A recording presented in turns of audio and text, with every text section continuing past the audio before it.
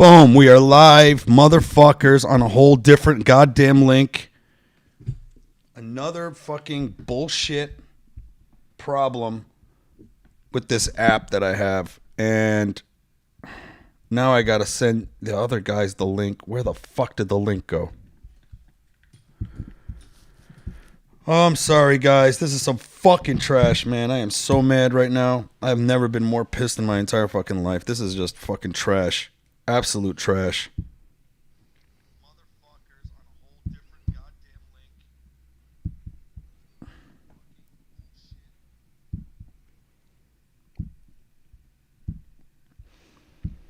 Now I gotta send it to the other guys that are watching the other one.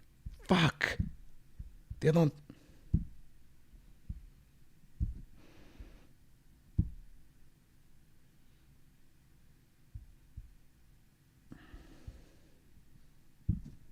We are now at this link.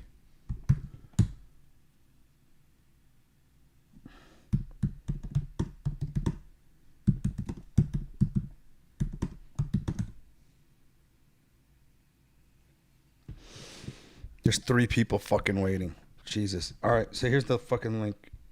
All right. You texting it? I'm texting it to you, yeah. Sounds good. Man, I'm so freaking mad right now. I'm so freaking mad right now. Here we go. Copy.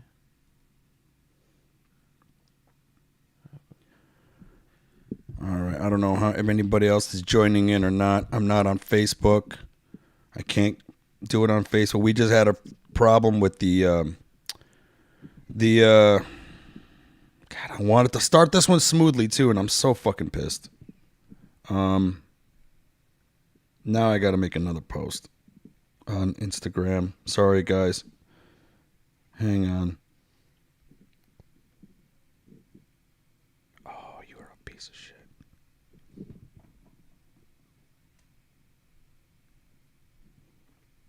Well, this is a podcast I'm going to have to edit later. I'm going to have to edit this one now. Oh, no. All right. Shared it there. Jeff, when you're done, What's up? do you want to talk to the audience real quick? Sure. Try to, let me put you on camera. Maybe you can, you know what? How's this, guys? We got 3 people watching right now. I'm glad you guys are here.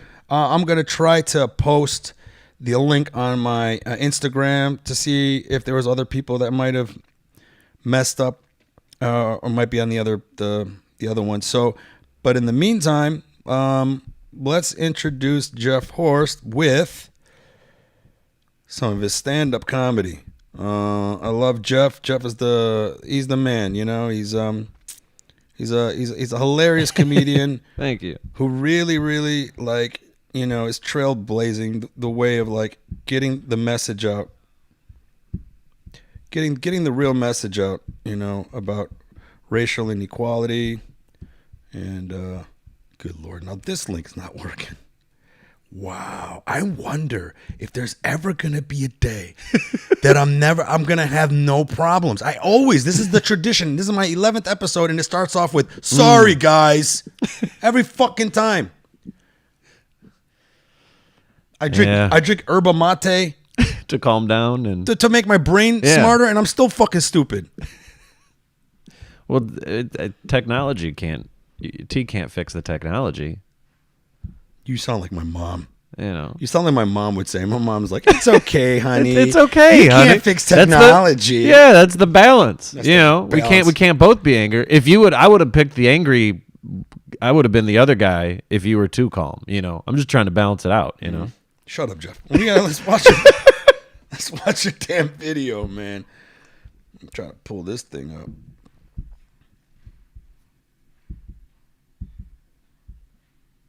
All right, share screen. Will that work? It works. Yay. All right, let's play this. And in different cultures. And I learned something about white people. I learned that we invented credit. And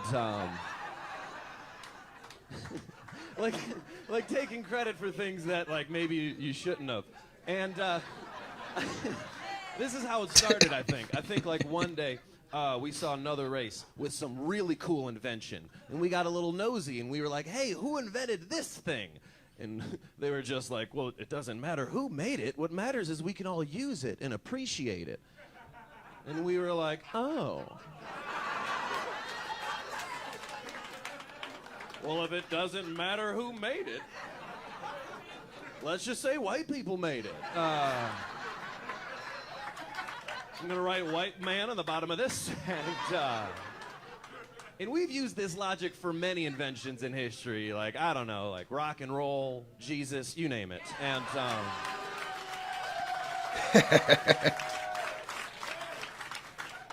and that logic is kind of how white people got to this country. Like one day we were like, hey, Indians. And they were like, who's that? We're like, it's you guys. Hey, Indians, whose land is this? And they were like, what? Nobody owns this land. And we were like, oh.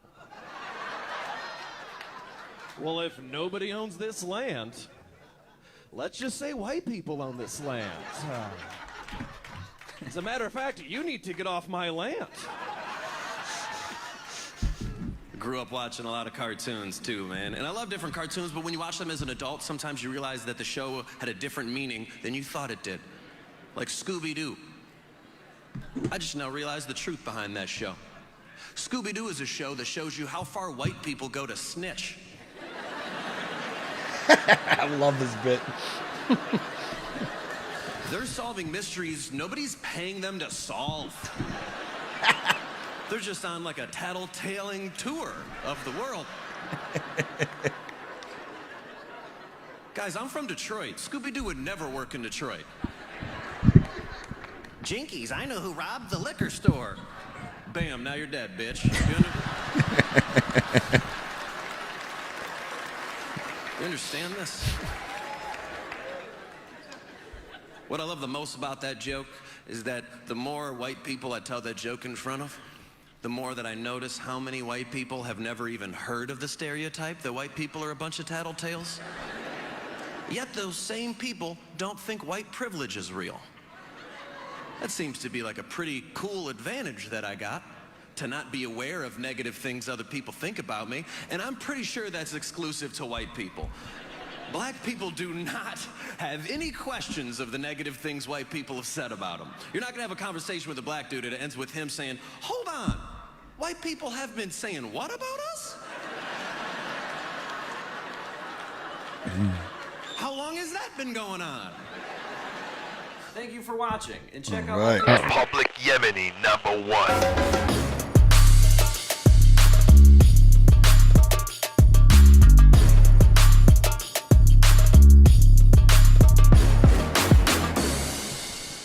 Yeah, we are here with my boy Jeff Horste. What up, Jeff? What's up? Good to have you here, buddy. Thanks for having me. Thanks for dealing with my stupid technical difficulties. It's fine. I think I'm gonna have to do it all the time now. Okay. I think I'm gonna have to now just have technical difficulties. You Yeah, know it'll what I be mean? tradition. Tradition, that's the thing. Tradition Yeah. is everything, isn't it? It's something. Now I'm mad about how the camera angles are. I hate it now. I'm mad. I want to go stop the podcast and fix the camera angles. You want me to just blab about life while can you fix it while it's live? That's all I've been doing on this show. Half Oh, the time people all right. watch this show, I'm just sitting here fixing cameras and shit. So I'm like, I'm gonna figure this thing out, man. All I right. tried a new setting. Like it asked me if I wanted to do ultra low latency, and I was like, sure, I'll try ultra low latency. Sounds cool. Yeah. I looked it up. It says it's supposed to be like faster, meaning that Yeah. like the latency is like slower, meaning that there's no delay. Mm-hmm. And then I tried it, and then I go to hit the button to go live, and it's just like, you set up ultra low latency. You can't do this, haha. And then they don't give you no option to change it. I love the personality that you gave. That's what it feels like to me. It feels like a fucking come and get me, kill me. You're gonna have to break your laptop. Fucking piece of shit. It makes me so mad, dude. I don't know. Anyways, this is just one day, man. All I ask is for me to be able to, like, I don't know, get this thing set up properly.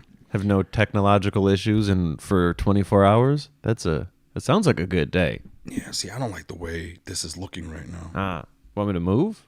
You should just leave. The fuck out of here, Jeff.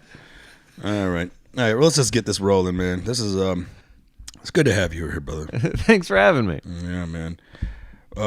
We were talking earlier about a bunch of stuff, and why don't we just touch base like with you, man? What's up with you? Let's the audience know who you are. My name is Jeff Horste. I am from Southfield, Michigan, and I say I'm from Detroit, Michigan, so people don't get confused. Because there's suburbs of Detroit that are all white, and when somebody says they're from a suburb of Detroit, they picture a spoiled white kid who grew up with money who wants to pretend that he's from Detroit. Exactly. But then I have audiences get confused as to why I care about race and why I'm bringing that up, because they don't know that Southfield is a suburb of Detroit that's touching Detroit that is still a majority black city. So I still grew up as like the token white kid in my neighborhood and in my community. So that's kind of I was a couple of blocks on the Southfield side of 8 Mile. So that was that's where I grew up. You said 8 Mile, and people just and people get happy. They're like, "Oh, you 8 Mile? Ooh, you Eminem? You the Eminem of comedy?" Yeah, or some people go too far the other way. Like I'll talk to a white dude who will be like, oh, like they'll just see I'm white and you're white, and they'll just talk to me like they'll just overly shit on Detroit. Like they think that like I'm fine with that, and that's just weird too. Or be racist. Yeah, yeah, just comfortably racist. That like, happens to you Arabs. You look the same as me, so you must hate the same people I hate. That's what a lot of people think. It's weird. But don't you know that there is this bro. For so long, racist white people, when I grew up, always felt safe to say the N-word around me. They would always felt safe to say racist shit about black people around me. Because I was they're like, Arab, well, you're not black. and they just assume all Arabs hate black people. Wow. It's a big leap. And I know. Well, I don't know about if it's a big leap. I think that the early Arabs that came to Dearborn, Michigan, were kind of like your typical immigrants. They come in here, they want to assimilate, and then they look at it as, oh, black people are looked down on. Well, we're not black people. Does that make sense? Yeah.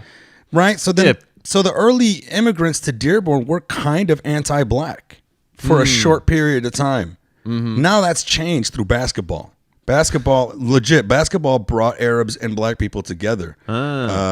Especially with my buddy who started Hype Athletics. Okay. He started that because they would do those remember those basketball tournaments they used to do? Was it called One Up, One something? It was a very popular basketball tournament that go around the country, but then like the Arabs and black and people. one? And one, yes. And one. And then they a lot of the blacks and Arabs would get into fights, racial fights. Especially I remember growing up in Dearborn, man, we would have some brawls. In basketball, Black people against Arabs. Sounds like a corny movie of basketball brought everybody together. I know, right?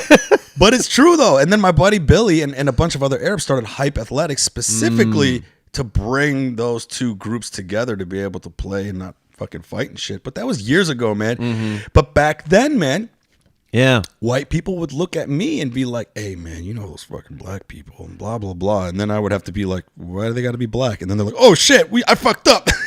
Oh, no, I was racist in front of the wrong Arab guy. Yeah. And then there's so many racist white people that, I can understand why black people could be sensitive and assume that you're a racist white guy. Like, so I've started jokes where I was mentioning that the story involves me and a black friend of mine, and that's how like the joke starts, and people think that I'm telling like a street joke, like they think it's a made up thing. So I remember one of the first times I did comedy where somebody was like, why does he got to be black? And I'm like, because this is a real story, and his parents are black, and they fucked and made a black kid. I don't know what do you want from me. That's how, because he exists in real life. He's really a real person. That's what they're like, oh, my bad. I thought you were just talking. And I was like, okay. Just wait till the end of the joke, and then if you decide I'm racist, do whatever the fuck you want. But hear the joke out, especially if you don't hear like obvious racial slurs. If it's not obviously racist, Exactly, right. then it's because some people, I think that and that's what you hear a lot of people talk about that in like college towns of like where they learn what the right answer is, but they don't know context. So they're just like, racism's bad. And I'm like, that's true. And it's like, but it's like, so me and a black friend of mine, and they get quiet. And I'm just like, mentioning races that exist isn't racist. Yes, it is. No, it is. We looked it up. Mentioning. You know Jeremy Scipio? No. He's a comic, and we were on here and we were talking about it, and he was like, just acknowledging that they're different races is racism. And I'm like, what? So we looked at the definition, and then the first definition was, of course, keeping people down with racism, right? All these negative definitions. And then one of them is just acknowledging the different races. So basically, if I go, hey, Jeff, guess what, bro? You know Lebanese people? They make the best Lebanese food. Racist. Fucking racist. I wonder if that's one of those definitions that like the world is just like, yeah, that like those crazy laws where they're like, you know, in Louisiana you can't get your hair cut on a Tuesday, or you know, like those weird laws. Like that's how I feel about that definition. You can only fuck like, a donkey on in March. Yeah, I feel like that's the like I feel like everybody would be like that sounds weird. Yeah. If we all think that sounds weird, then why is that still the definition? That's what I'm saying. Shouldn't the majority rule on what words mean? Well, look, bro, I don't know. I think right now everyone's trying to redefine everything. Yeah. And it's getting really confusing right now. And I just want us to be able to relax. Because there's this shit. It's like because nobody knows where the other person is coming from. So if everybody's super sensitive about something, right, then you could have somebody who is like admittingly ignorant, being like, "Hey, I don't understand why this race or this sexuality, or I don't understand this. Can somebody?" And they genuinely want to know, and them expressing their ignorance can upset people when they're like, but in order for me to not be ignorant, somebody's got to fucking have a conversation with me and tell me the right goddamn answer. And then they're like, no, you just got to figure it out on Google, get on the right side, so stupid, and shut the fuck up. No, and I'm like, well, let me talk to a person, maybe somebody that represents this group or another person that studied it can have a conversation with me. No. That does not help those people to be able to virtue signal. Yeah. That's the key. The key is not giving you the proper information. The key is to flex. Look how awesome I am. Look how nice I am. You know, it's just so fucking stupid, dude. Yeah. And then if I can just vent on more complaints, then there's people that they just now learned some cool words, and then they overly use them, and they don't know. Like in your situation, that is an example of virtue signaling. But then there's other people that they just learn what virtue signaling is, and then they're just overly use it. Or I try to think of other examples, but it's like we're just now becoming aware of so many things that I think people just they don't know when it applies. So it's almost like that's always the case. Yeah, though. Yeah. It's almost just like somebody said something's bad. He's virtue signaling, and it's like I don't know, maybe not. Like, what's the context of the story here? Right. Can we figure it out? Right. You know, maybe it's a legitimately shitty thing, and a person just wanted to bring awareness. Will not call out somebody virtue signaling if they give me information. Yeah. Give me pertinent information that I can use. Yeah. Instead of going out to be like, you're bad for saying this thing, you're a terrible person or whatever, come at me like some other people would come in and be like, hey, I don't necessarily agree with what you say, and I don't agree with it because X, Y, Z. And I'm the type of person where a lot of the times those type of people would make me go, huh, okay, yeah, maybe I was wrong. Maybe I need to start looking at this in a different fucking way, right? But some people really come for just the troll, and not even the troll, just to be able to be like, look how awesome I am. And then that's it. They don't give you anything. And that's an issue with social media, is that you have everybody has an opportunity to speak now. And if you don't know that many people of a certain group, then what you're basing it on is, I saw a TikTok recently of somebody who said that he's Indian. And this is his he's like, I'm not Native American. People call me Native American, and he said that I prefer to be called Indian. And the people that I grew up with, they prefer to be called Indians. And he came up with this whole thing. He's like, you can judge me however you want, but everybody. And then I'm just like, I don't know any Native Americans personally. What am I going to tell him? He's wrong. He's a part of the group. I'm learning from him.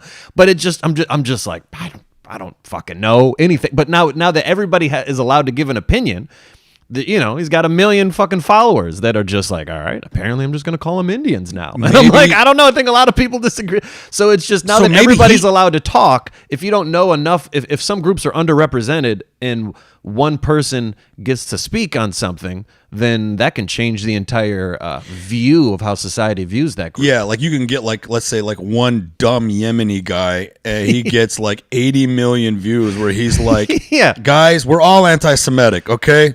Done. Yeah. And then that's it. Now all Yemenis are anti-Semitic. And it's just like, oh shit. Yeah. That's basically what you're saying. Yeah, like, yeah. Well, but that's right. Because I did hear recently somebody say, oh no, Indians like to be called Indians. Mm-hmm. Native Americans like to be called Indians.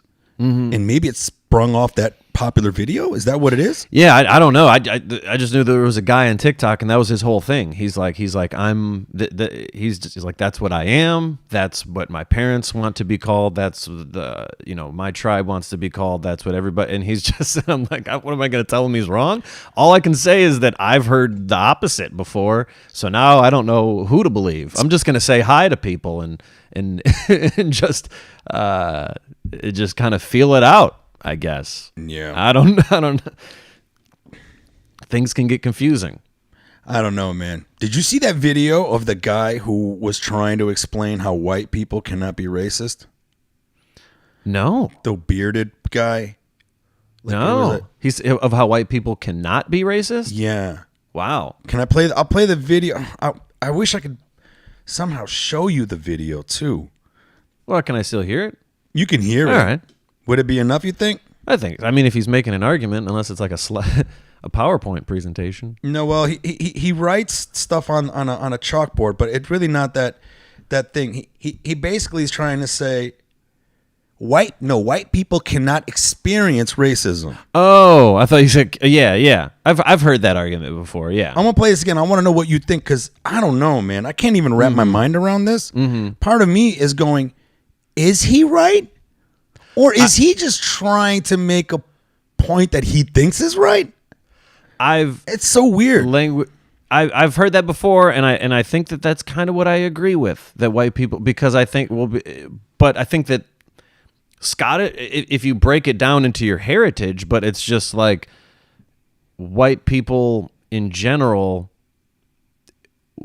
what does that mean to be racist? You know what I mean? Like to experience racism. To experience racism, I don't know in what way a white person can experience racism. You can't experience racism, you don't think? I think that I can. There's like prejudices where somebody can assume something, but at the end of the day, if like the white man owns everything, then does the white man own everything? But I mean, the bulk of all China owns a lot. Sure. Sure, but I just mean like of like political power of in all America of specifically. In America specifically, political power, influence, corporations, and influence. And if you're looking at the generational gap, and you're looking at, I mean, history right now, there's literally Republicans trying to just erase Black history from the books, and we're not allowed to talk about it. And it's like those things they can't happen to white people because we're the ones making the decisions. We're not even in the position to have. Here we go with the we, bro. What as in white people, man? Why is what white people's make? Okay, so what? Ugh. This is where you start losing me because I'm just like, you're now lumping yourself in with the successes of white people in the past and the present. But I benefit from those people because of generational wealth. I benefit being Arab, even though my dad came here with nothing and had to work himself up, right? He at least didn't grow up in a system where for hundreds of years prior to his birth was created to keep him down because of his race. Yeah. Does that make sense? Yeah. So my dad, even though he didn't grow up great, I mean, my dad is bow-legged because he was malnourished as a kid, right? Mm-hmm. You know, but he didn't grow up in a system that was literally out of its way trying to fuck him as a kid. Yeah. You know, and trying to keep him down. So even though he didn't come from a place of privilege, in comparison to black people that have been here, especially the ones descendants of slavery, night and day.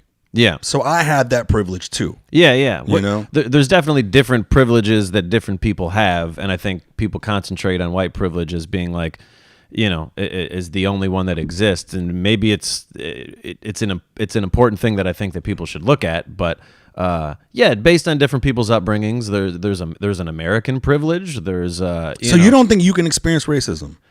I don't even know how I could experience racism. I don't know what. You don't think I know that how like people could be black prejudiced people towards me, but in power could be using their racism towards you? You don't think that's possible?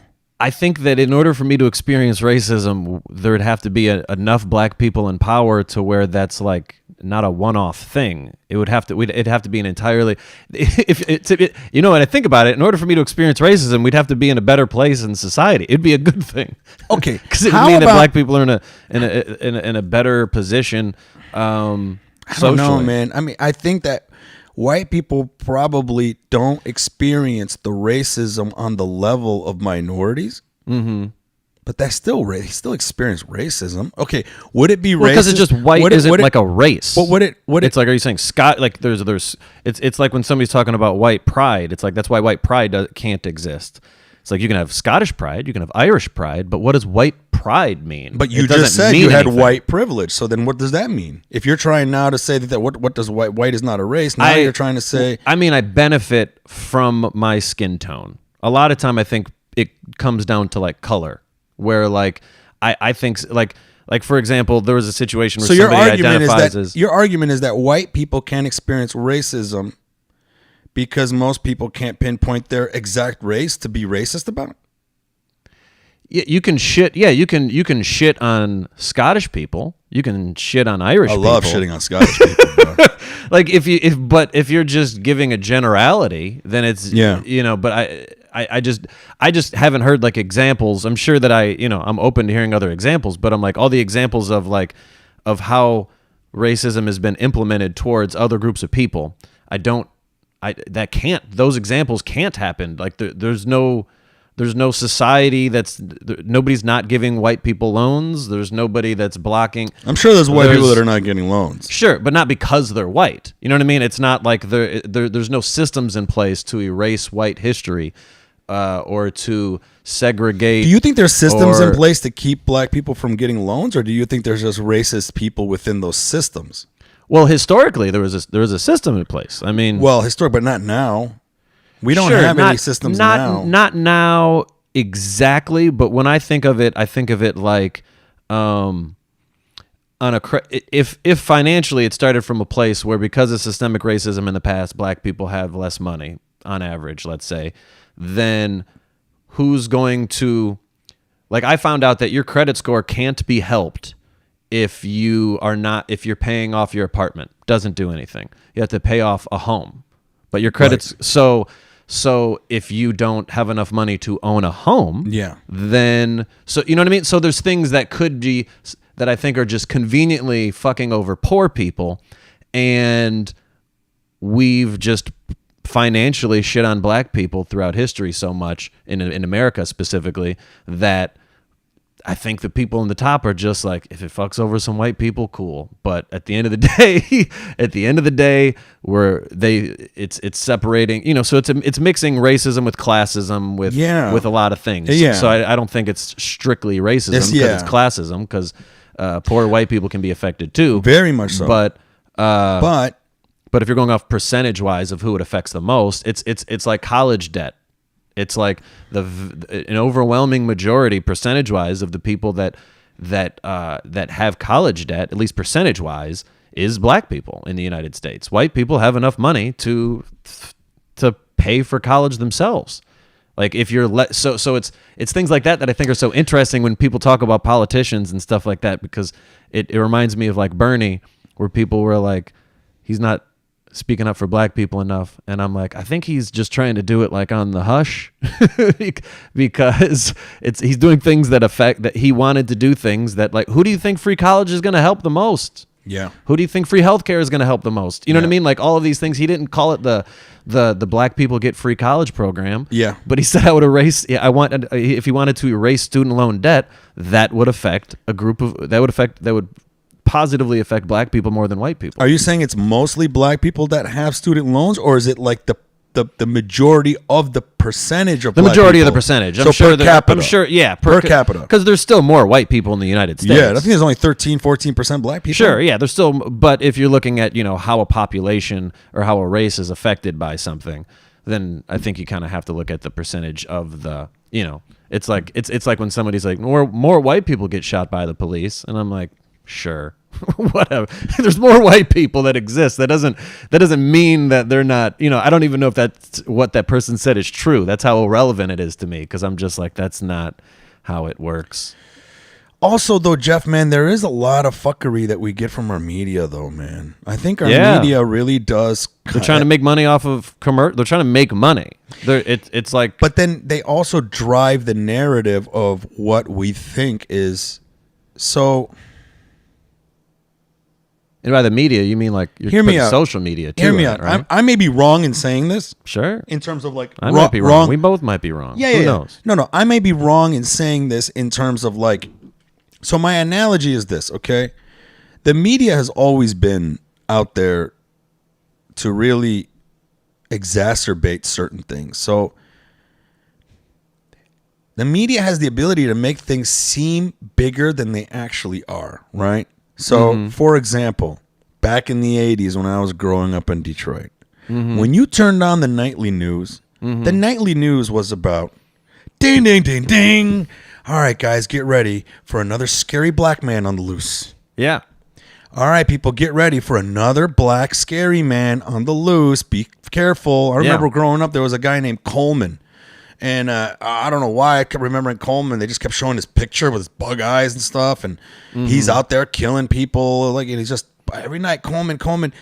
And it was like, as a kid, you get so inundated with that you're just like, damn, black people are evil. Black people are bad. Man, be careful of the black guy. They're going to come after you. They're criminals. They're poor. They're whatever.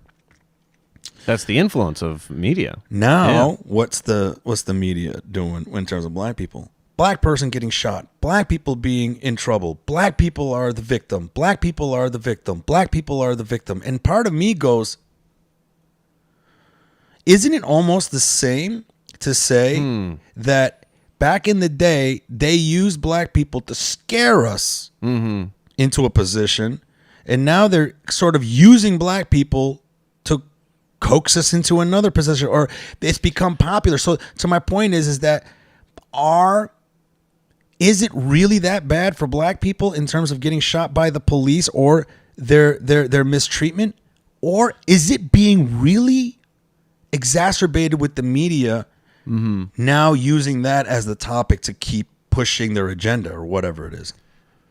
For me, I hope that there's a day that I feel bad saying fuck the police. That's where I come from, because I just overwhelmingly think that sure, the pendulum can swing too far in the other direction and things can overcorrect, but I think that, like, for me, until the police, like the police to me, they overly police black neighborhoods. So there's tons of statistics that have shown that it's like everybody does drugs at the same rate. But as I'm doing drugs right now. But black people are the only ones, primarily percentage-wise, that are filling up the prisons, that are getting arrested for marijuana possession, and even though white people are traditionally doing harsher drugs and receiving less punishment for harsher drugs. And so you're only going to find crimes that you look for. So you see all of these white neighborhoods, they're not stopping by they're not infiltrating to see if white people are smoking weed on the corner. They don't care. Or is it, or do they in the poorer white areas? Because I know, I dated a girl in Warren, Michigan, and she lived in a pretty like poor part of Warren, Michigan, and the police they hated the cops there. Sure. The white people there hated the cops. They're like, the cops here fuck with us all the time. Sure. And that could be true. It could be poor type of a thing. It could be a financial thing. But once again, if we're looking at, percentage wise, it's going to hurt black people more than it's going to hurt white people. If we're talking about people, if the police are after poor people. So that's when racism and classism kind of merge. And so to me, I want there to be I think that the biggest group that should be against police corruption should be the police. The fact that they're not, I want it to be hacky. I want it to be like, we know the police hate the bad cops. Until that's the situation, that's why I kind of say fuck the police, is because I'm like, until they're overwhelmingly against the bad apples, and we stop saying bad apples, because if there's a few bad apples every day, it's like, I agree with you. Because when I looked at the beginning of those, the 2020 protests, it was in every single major city in the entire United States, there was corruption, at least in some form, in the police force. That's not true in any job. There's some cities where all the teachers are cool and none of them kill anybody. Like, that's just, so I think that it could swing too far the other direction. There could be situations where we're sensitive to, we assume you can get in a pattern of racist white cop kills somebody, racist white cop. You can get in that pattern. So when you don't have enough information, we can just assume that's what happened before we get all the information. Yeah. But even in those situations, it's like, I don't think it, I think it's an unfortunate consequence, but I think it's better than not. That's just an unfortunate consequence that has to happen from people caring. Even though I don't think that the media cares for good reasons, because I think that the media cares just because they feel like they have to now. Yeah. It's like when the protests came out and all of a sudden we're getting emails from Coca-Cola and oh my fucking God, that's what I'm talking about, just bro. random corporations just like and fucking. I think the At news, Chex Mix, we want you to know that we think killing black people is bad. And we're like, oh, yay, Chex Mix. And I'm like, like who gives, like they don't give a fuck. You know what I mean? Like, so I do think that there's people capitalizing financially and I think the news capitalizes on having an easy thing to report. Mm-hmm. I mean, there's tons of videos we can find of police fucking over white people. Mm-hmm. Tons, bro. Turn on the news. Do you see one? Barely ever. You know what I'm talking about?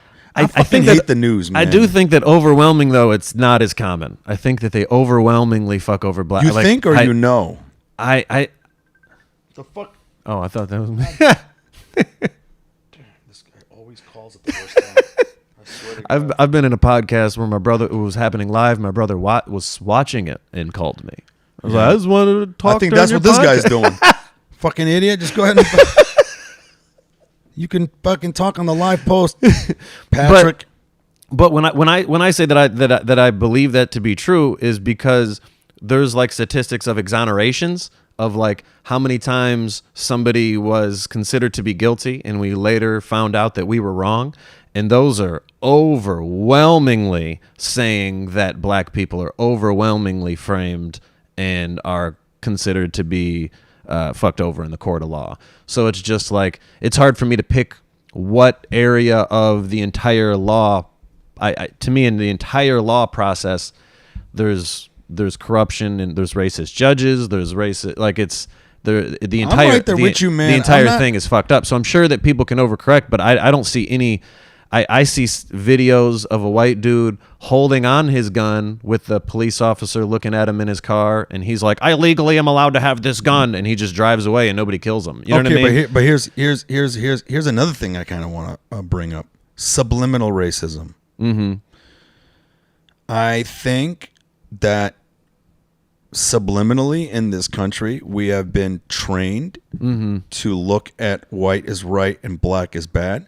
Yeah. Just like me growing up with Coleman on the loose. Coleman's coming to kill you. You know what I'm saying? Every day. Like I've told this story before on this podcast. Like one time I took my mom out to a Mother's Day breakfast, and then on the way out, this really big black dude was taking his mother. And they were both leaving at the same time, but they were in front of us. He held the door open for us. This guy was when I mean huge, like his head almost hit the ceiling. He's massive, dude. Yeah. And he was dressed in FUBU, like sweatsuit. This was like early 2000s. Yeah. And, my mom was like, thank you. We walked through. And then we got in the car. And this is what I love about my mom, man. She's so naive. She really doesn't understand much, bro. And this is not necessarily funny, but Well, I mean, that just sounds like a lot of moms. well, That's a yeah, very but mom my quality. mom especially. Sure. She's that like sitcom, like, oh dear, you know what I mean, type woman. So we were sitting there, we got in the car, and this is what I love about my mom. She got a real good heart, even though she's naive. She goes, I feel really bad. And I was like, why? And she goes, why was I scared of him? She asked me this like in this honest, naive, like. But that's a question that a lot of people wouldn't have the balls or guts or whatever. It's or not heart even about to- balls and guts. She's just so honest. Or sure. And she was in a the lot car. of people aren't that honest to admit their own prejudices. Or, yeah. And I was like, so you were scared? And she was like, she really felt bad. She was like, Mike, I feel so bad. She goes, what? I mean, why was I so scared of him? He was so nice. He held the door open for me. He took his mom out to Mother's Day and everything. But when he was there, I was like scared. My answer to her was, I was like, you need to turn off the TV, Mom. Because that's what my mom wants to do. She sits in front of the TV. I'm like, that TV programs you to look at this guy's being scary. Yeah.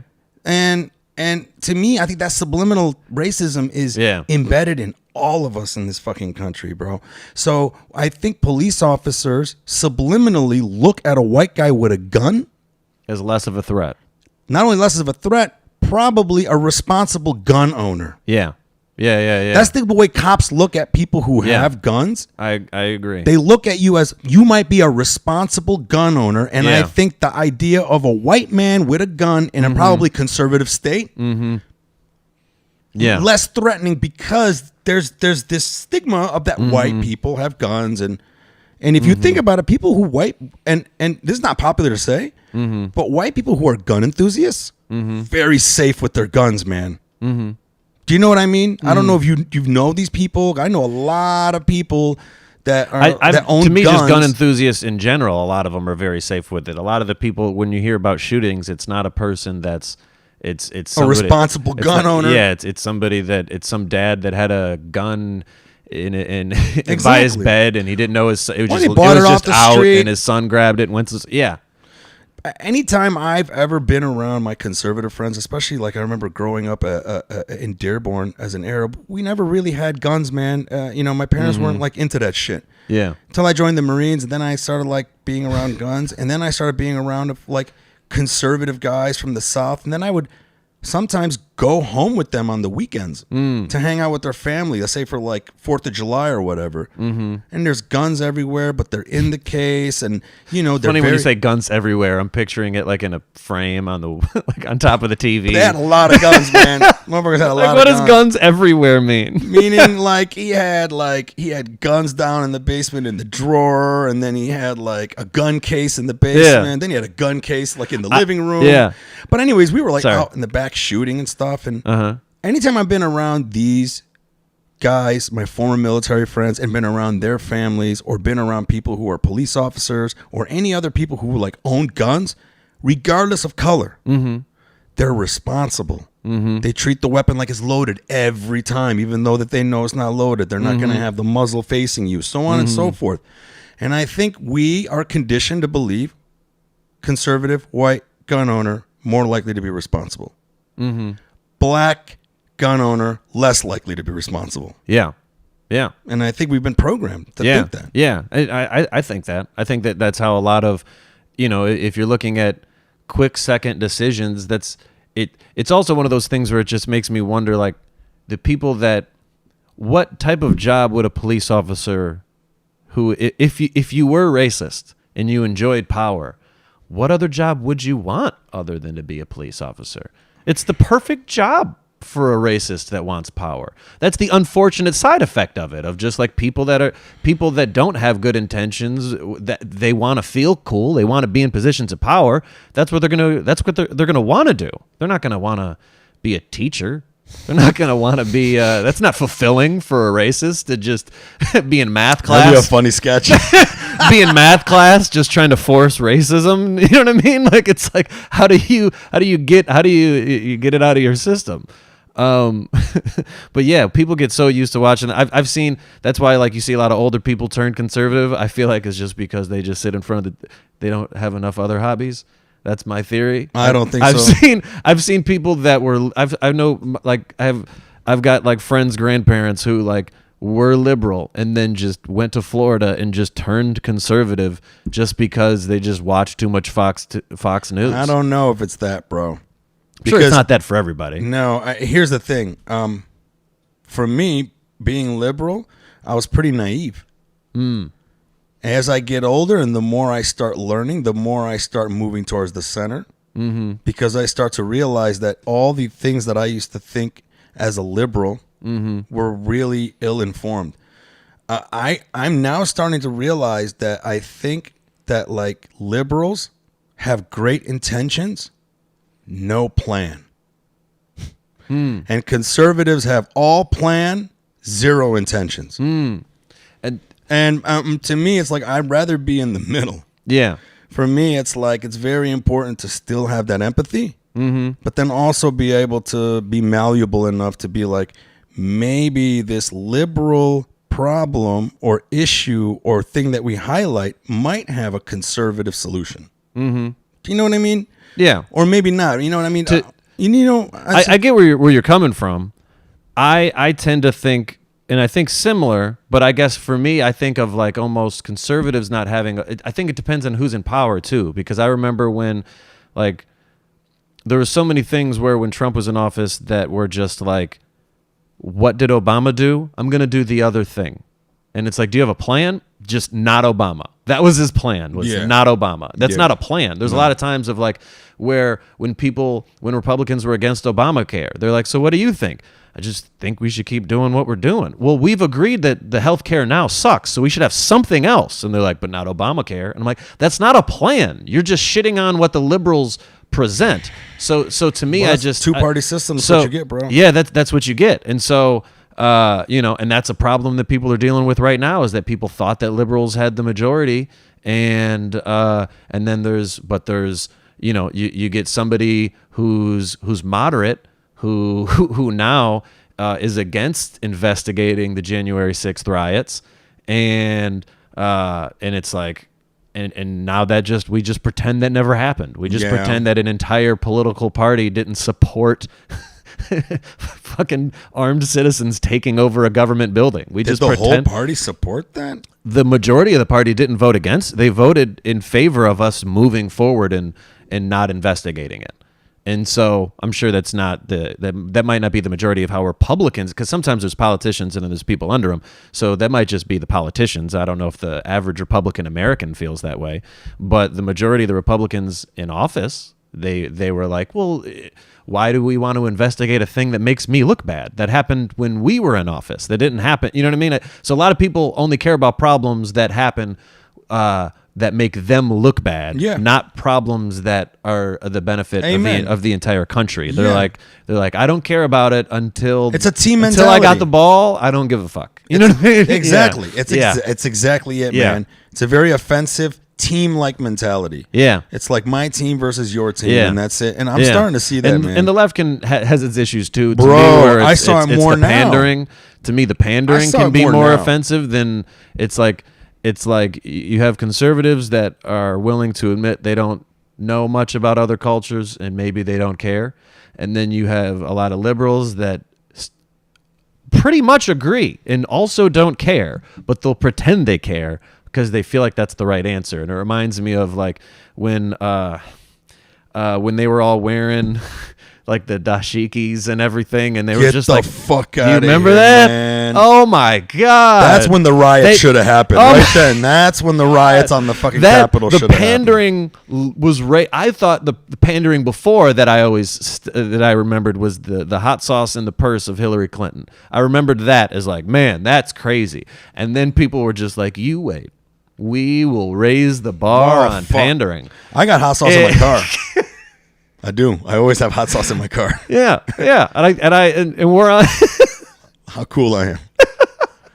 She brought it out of her purse, and I can't forget. Ever so often, I just watch that video just to remind myself I hate of how these politicians now, was. man. I hate all of them. To be honest, I hate all of them, bro. Mm-hmm. And I hate. And I think that's there's because you see a lot of politicians that start off as caring, and then they realize. Then you look at people like Bernie, and they're like, "Well, he got fucked over, and he seemed to care the entire time." Then you have Andrew Yangs, who are like. Who's now starting to become less of a, who started off as looking like he was a guy that cared about shit, and now he's starting to go towards regular politician pandering mode. You know what I mean? Yeah, I haven't really been paying attention.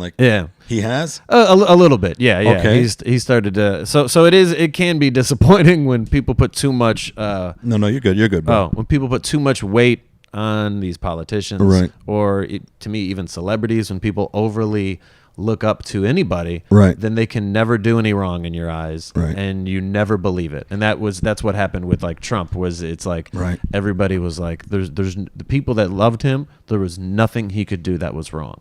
If he did it and it was wrong, they still didn't care. And that was like that happened. The same thing goes with Democrats, bro. The same thing goes with Democrats. I don't know. I think a lot of Democrats are willing to. I don't think Democrats are. They're not wearing capes that have Biden's name on it. They're not getting Biden tattoos. They're not wearing Biden flags with Biden trucks. You know what I mean? Like I've seen them. They're probably not in mass as much as the Trumpers are. The Trumpers were the biggest political like cult that I think that I've ever seen. Biden is a piece of shit. Sure, he's always. But been I feel a like piece Democrats of shit. are willing to be like he's less of a piece of shit than Trump. Oh, and that's the narrative every 4 years. Sure, but then the Trumpers are just like, but this is the difference: is that to me, Democrats are willing to admit that their candidate is a piece of shit. But they just happen to like him better than the Republican. And the Republicans are delusional. Are like, what no, kind of fuck? Trump is perfect. Everything about him is perfect. There's women that have Trump dildos that want to fuck Trump. And it's just like, no, I see that both sides can be shitty. But you're delusional over here on the right. Wait. You're debating. Clearly, Republicans are delusional. No, but financially, trickle-down economics has never worked in this country. You think Democrats are not delusional, bro? They're far less what delusional. What you just did right now... Hold on a second. They're not worshiping their candidates. Hold on a second. What you're doing right now is just basically saying both sides are fucking delusional, but my side does it with class. What the fuck was that? It's like, our side is like, hey, well, we're going to vote for him. Yeah, we kind of know he's a piece of shit, but there he is. But the other guys are like, no, he's not a piece of shit. He smells good. I'm saying that they're both pieces of shit, but I don't think they're both delusional. I think the Republicans are delusional. Democrats have shown me right now. Are pieces of shit. Democrats have shown me more and more now, especially during the pandemic, that they are just as fucking delusional as the Republicans. Even not more so. Democrats have this mentality. Democrats were the only ones during the pandemic that had anything that would have ever helped anything. Republicans were just anti-anything Democrat. The Republicans didn't have anything. They were just like, let's pretend. You're acting like that wasn't happening. COVID isn't real. You're acting like it wasn't happening the other way too. The funny thing is, to me, what's funny is that like this two-party system has got people like you, who are very smart, well-intentioned, to start debating semantics that don't fucking mean shit. To me, the two-party system also has people that they come to the center. There's people that come to the center legitimately because they don't like either side, or they like a little bit of both sides.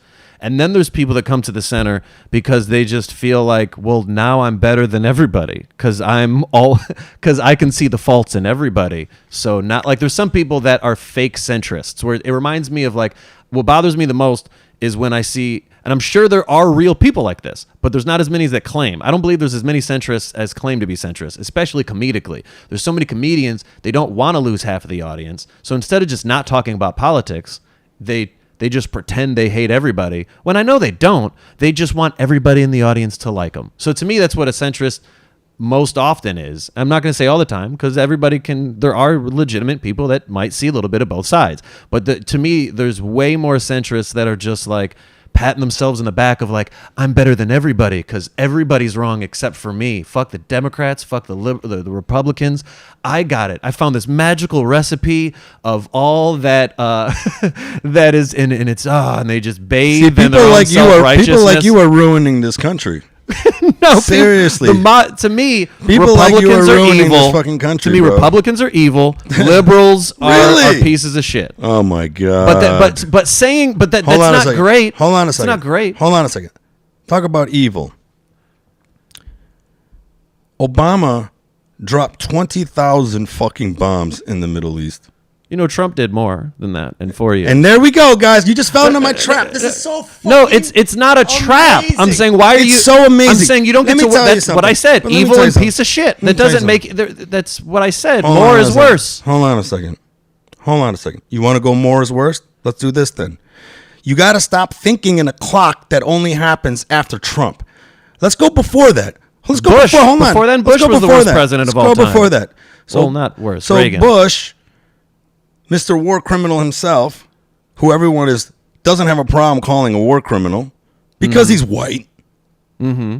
Then we get a black president who comes in and tells us that he's going to reduce the wars. Takes us from 2 wars to fucking 7. Sure. Yeah. Drops 20,000 bombs. Becomes one of the first presidents to run out of bombs.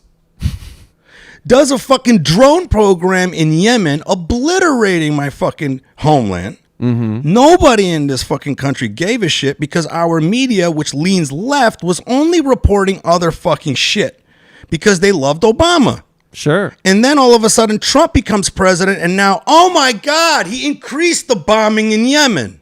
So fuck both of them is what you're saying, right? Why are you signaling Obama as if he's the only one I'm saying, when they've all fuck done this? what you said earlier, that Democrats are not evil. Oh, so you're just basing evil only on who bombs where you're from. Is that what you're specifying? Okay, so now you're trying to say that the only evil is what? What No, are I'm you saying, now, no, I'm just saying that you're evil is breaking infinite. down There's evil? no, I'm just saying that evil If the can't evil just be is what you infinite, think so is bad. tell me what makes Republicans evil and Democrats only pieces of shits, whatever that means. What I'm saying is that I'm not somebody that overly praises.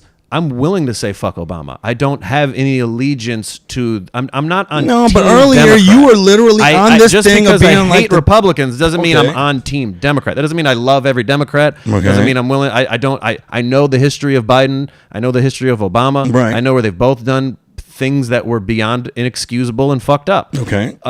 But to me, when I look at both liberals and Democrats, is that even if liberals are doing, and I'm not excusing it, they're doing shitty things. They're doing even the things that they want to do that's good. Biden comes in office. They might do it for wrong reasons, right? Like Biden is the first. We start bombing Syria as soon as Biden gets elected. Biden is the first president to mention the words systemic racism. No, Obama So- didn't even give up. I'm not saying that that's good. I'm not So saying that's good. What you're But hear saying me out. is, Hear me is out. that rhetoric Hear me out. matters more. I'm not- Rhetoric. I'm not saying it matters because more. Democrats are great at rhetoric. That's not what They're I'm saying. great at saying things. I'm not saying that it matters more. I'm saying, But you if highlighted that you're as like it's such an you important told me thing. to compare the two, Right. So if one is doing, if somebody punches think you I asked twice, you to compare and the two. somebody punches you once, I'm not saying that I'm happy to be punched once. Yeah. I'm saying that unfortunately, because of the two-party system, one group is punching people a lot more. To me, the Republicans don't even want to admit that there's problems, and the Democrats only have shitty solutions.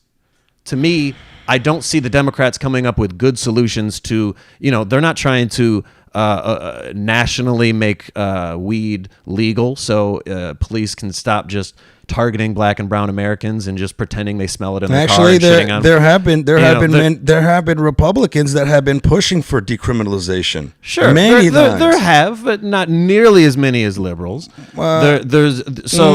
It's Depending on when now, because like if you go back like just 10 years ago, most Democrats were anti-weed. They're sure just everybody was. Well, then. I mean, listen. That's what I'm saying. That's why I know that Democrats are pandering to the times. They're but that pandering to the doesn't- constituents. That's all they're doing. Sure, I don't know why we are so. in that time. That's what I mean. The thing is that like the Democrats and the Republicans are two halves of a fucking of a half shelter. Like in the Marine Corps, one Marine would have half of a tent and the other Marine would have another half of a tent, right? And the only way that you're going to be sleeping under a tent that night is you got to make sure you meet another Marine and grab his half of the materials to make a fucking tent. Sure. That's our fucking two-party system. One can't rely without the other. The tent can't to be me, made. that's unfortunate. They One have half the to tent doesn't lean give on a each fuck. other. They are one party.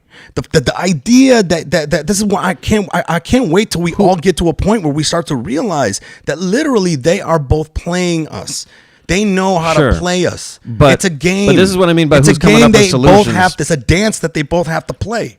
Republicans have had no positive suggestions even for healthcare, for Hold on for, a second. for the economy. Obamacare is Romney care. Sure, exactly. Obamacare was created actually by Mitt Romney and a conservative think tank. Exactly. And Republicans didn't care weren't upset at it until it was called Obamacare because they just hate Obama because Obama's black. Bro. So they weren't upset at it. They weren't upset at it when Republicans fucked with it. It's a they dance. They were upset at it when Democrats fucked with The it. shit was gonna happen anyway, buddy. They had to have a Democrat pass it. That's the game they're playing. Sure. That's the game they're playing. The Republicans have to make sure that Obama gets the rap for Romney care. For who? Because that's the only way College it can happen. loans. Do Republicans give a fuck about college loans? That way, no. Okay, hold on a second. They don't care about anything. College loans. Any benefit If you really of a think- human being. Here's the they thing. don't care. Here's the thing. So now you want to talk about that stuff. One thing that Democrats are really, really bad at is fucking up the economy and fucking up business. The economy's only been better under Democrats. It's only been the case. The economy Bush goes. fucked over the economy. Listen. Obama saved it. That's Oh my what God. happened. Okay, listen. Obama Then did. Trump fucked it up again. Hold on a second. By lower, it was going up at a higher on a rate. It second. was getting better at a higher rate, Hold and on a Trump second. took credit for it at it going up at a less higher rate. This is the problem with the economy is that Democrats and Republicans always want to try to take credit for the economy when it's good, when their person is in office within a specific time. A lot of the times the economy goes on ebbs and flows on its own. It doesn't need a president to be in office. Yeah. Sometimes a president At the just will of comes the in people office and then the economy happens to be fucking taking off. Maybe from shit that they fucking passed 10 years ago, and now this president gets the Sure. But let's But it talk happens about all the way. It happens with blame. It happens. let's with, talk about intricacies of business, okay? And this is where I think liberals don't understand business. I think liberals, we really care with our heart, but we don't really think about business, okay? Democrats are terrible for business.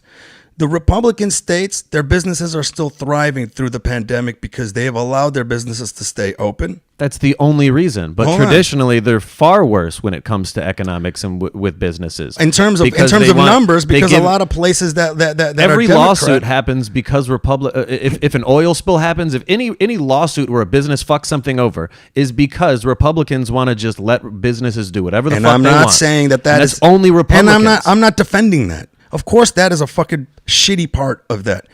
What Democrats are really good at doing is playing games with the economy and fucking it up with the intention of helping people, and then in the end it fucks people over. So for example, like student loans, the fact that the government came in and started backing student loans, that's why the price of college tuition went skyrocketing through the air, and that's why now you have all these people with student loan debts. Before that time, there was no guaranteed. And if there was no guaranteed, it was more affordable to go to college.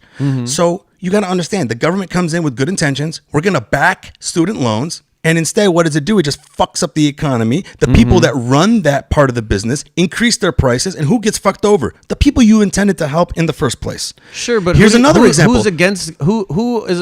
There's no Republicans that are for getting rid of student loan debt. There's none of them that are for that. They're none of them. Republicans Well, are here's even the against. The Democrats have been trying for years to just take small things. Just be like, how about we let a community college be a 4-year college? And they're like, but then they're just going to go there and they're not going to give money to universities, and that's who the universities give me money. So fuck you, no. Like anything that makes sense. But you think that Democrats don't do that on the other end? No, exactly. They're I know they also do that. getting money. That's the difference, though, is that I'm saying is that the only people that are that seem to be for what you and I would agree on being good shit would be even if it's just 4 of them. So you just They're made my Democrats. point. Democrats So are there's- terrible at business. But what I'm saying, the only ones that are good are Democrat. They're all shitty, and there's 4 good Democrats. That's politics. If you want to get down to the freaking bottom of it, try to fucking get all of us to focus on ending these wars. Then Sure. we will have enough money for everything. Exactly. We will have so much money left over that we won't even be able to fucking have a discussion about where does the money go, because everything will pretty much be paid for. Here's the thing. Every politician's going to keep going more wars. That's the country. Healthcare, free healthcare, something I want, but when you really look into it and listen to people who know what they're talking about, it's practically impossible. No, it's not. You just Hold said on. there's more than enough money if you Hold stop on. wars. Hold on. You could tax the rich people and Hold pay on. for college with a fucking 0.5% tax of if they, even if they just pay their share. If they just paid what they should pay. From what I fucking heard, Amazon's paying next to nothing. That's a different story. From what I heard is that the cost of free healthcare for everyone in this country will far surpass the military budget. Far surpass it. We have so many people, like compared to like other countries, like, you know, let's say Britain, you know what I mean, or whatever, or let's say even Canada. Canada can have free healthcare. They have a fraction of the people that we have. Doesn't that make sense? So, But who does it cost? What does that mean? We all have to pay $50 more in our taxes at the end of the year? I have no I idea. think money is this. Sometimes we get caught in these numbers, and then we found out like. But here's the thing. People always shit on Bernie because they were like, you can't just print out money. You know what And I think then- the best solution is? And then at the beginning of the pandemic, what did Trump do? He just gave $6 trillion to businesses. He just printed out money. Obama did the same thing. Sure, They all do the same They all thing. do the same thing. But These what I'm saying is presidents- that they all pretend as if money. So that's what I'm saying is that when you're like, there's not enough money, there is enough money. They just want to. They lie to us and make us believe there's not enough money because that's how they make money. If everybody had free healthcare, we wouldn't need them. I think what you don't understand is that there's always this battle of to not print more money, because the more you print, it devalues the dollar, right? The people who end up paying the price of the devalued dollar are the people at the bottom, How so? because then the price of everything goes up. A lot of the times when you look at the gas prices going up, that is because the dollar's value went down because we just printed a gazillion amount of dollars. The more dollars in circulation, the less the dollar is worth. The less the dollar is worth, the less purchasing power. The less purchasing power means that you're going to start seeing numbers going up. But right now, you still see the rich and CEOs getting paid more Prices and more going money. They're getting more money, and the poor people are still at the same level. So that's more of an argument to me towards why we should Say that again. What did you minimum say? wage. The wage increases more at a faster rate of the rich. Sure. The rich people get incrementally Exponentially more money. Yeah. Every year. Yeah. And poor people are staying at the same amount of money. So, I mean, these are problems that could also just be fixed by just increasing minimum wage and not just worshiping every fucking rich person and thinking I'm right there with you. Increasing minimum wage. The fact that we have, like, I got paid $4.25 back in 1995. Ain't that crazy? And then right now, what is it? 7 something, 8 something? Yeah, depending on the state. You know, California might be more. Think about that, bro. That's like 20 fucking. How many years is that? That's like 30 years. I was getting paid And it $5 only an went hour up cash $4? at a grocery store. Bro, you were rich getting it cash. At a place called Foodland. Hey, I remember Foodland. You remember Foodland? Fuck I used to yeah, work bro. at Foodland for $5 an hour cash. I used to work at Just Boji's. Oh, but you worked at Boji's? You remember Okay, Boji's? Yeah. I used to work at Boji's with those Chaldeans, bro. My dad would always say, I think I might have been fired today, but I don't know if anybody, we don't speak the same language, so I'm just going to keep showing up until they stop paying me. I don't know. He's like, I keep getting paid, but he seems really mad at me. I just don't know what for. I can't find, there is a guy that speaks English, but he's not around at the That's same time. hilarious. So I'm just like, all right. So does Where that was mean the Foodland? This was on 8 Mile and it was off 8 Mile, but I can't think of like the cross streets. If like in between Lasser and Evergreen. I used to and call it shit. Lasher. Yeah, a lot of people called it Lasher. I used to call it 'cause Lasher They were for just a like, long fuck time. that. It's HS. People would argue, well, it should be Lasher. I'm like, that's not what the guy named it. that's how stubborn Americans are. That if we It's read true. something, we're like, but it would be easier to say it a different Yeah, way. yeah. So whoever named it is wrong. Yeah. How do you have that much confidence? Yeah. However you named it I'm gonna do Lasher. It's how they spelled 'Cause Puerto that's- Rico when they first took over Puerto Rico. Before they spelt it. It was in the early 1900s. It's Porto Rico. That's how It's just so white people could be like, oh, it's Puerto Rico. Puerto Rico. Yeah, I love that white people just rename things. Like, it's hard for me to say it, so you're wrong. You know what's crazy? Most people don't know Puerto Rico is America. Yeah, there's a lot of that. Bro, like how many times I've been like, yeah, I went to Puerto Rico, and they're like, man, you could fly to another country right now? And I'm like, there's a Walmart there, okay? As soon as you get off the airport. The fuck is wrong with you? People, it's so easy in geography to get caught up in. Like when I went to Texas, like there's so many people, like it's like you just picture it to be all desert, and you're like, there's buildings and shit. Like I don't know, like they're just when even you in went the to country. Texas? Yeah. Bro, I felt the same thing. When I flew into this Texas, is a whole city, bro. When I flew into Fort Worth, I had to do a cooking show for YouTube, and they flew me into Texas, and I flew in, and I had that same like when we started coming through the clouds, I was like, what? There's buildings? I'm like, I thought it was gonna be like all desert. I don't know why I thought that. Yeah. I was like, all desert. I'm like, it's Fort Worth, right? That's where like they don't have shit, right? Yeah, there's oil and stuff. It's a fort. Tumbleweeds. Yeah. And then, like big fucking racist white dudes. No. Yeah. I found those though. Or they found you. One of the two. Ugh. Yeah, bro. Oh man. Man, we got into it on that fucking politics shit, man. My bottom line is, Sure. You get into the point where we start debating which team is doing what better, but in the end, they're both fucking us. And that is one thing They're that both fucking us Republicans so hard. do way better is just even if their candidate's shit, they just back their candidate no matter what. Do you want to know why? And even they're willing to lie and go against their own beliefs, and Democrats are willing to shoot themselves in the foot for the sake of integrity and it's you're giving credit. No. I mean, credit, bro. I mean, they think that's You wanna get high? That's their That's their that's what they would say. Right. That's not what it is, but I'm saying like we both know that that's not what Can it I is. tell you why? It can be pandering, but it might not be actual integrity. But there's just so many times that I'm just like Republicans, even for the sake of the wrong shit, even if they're staying together.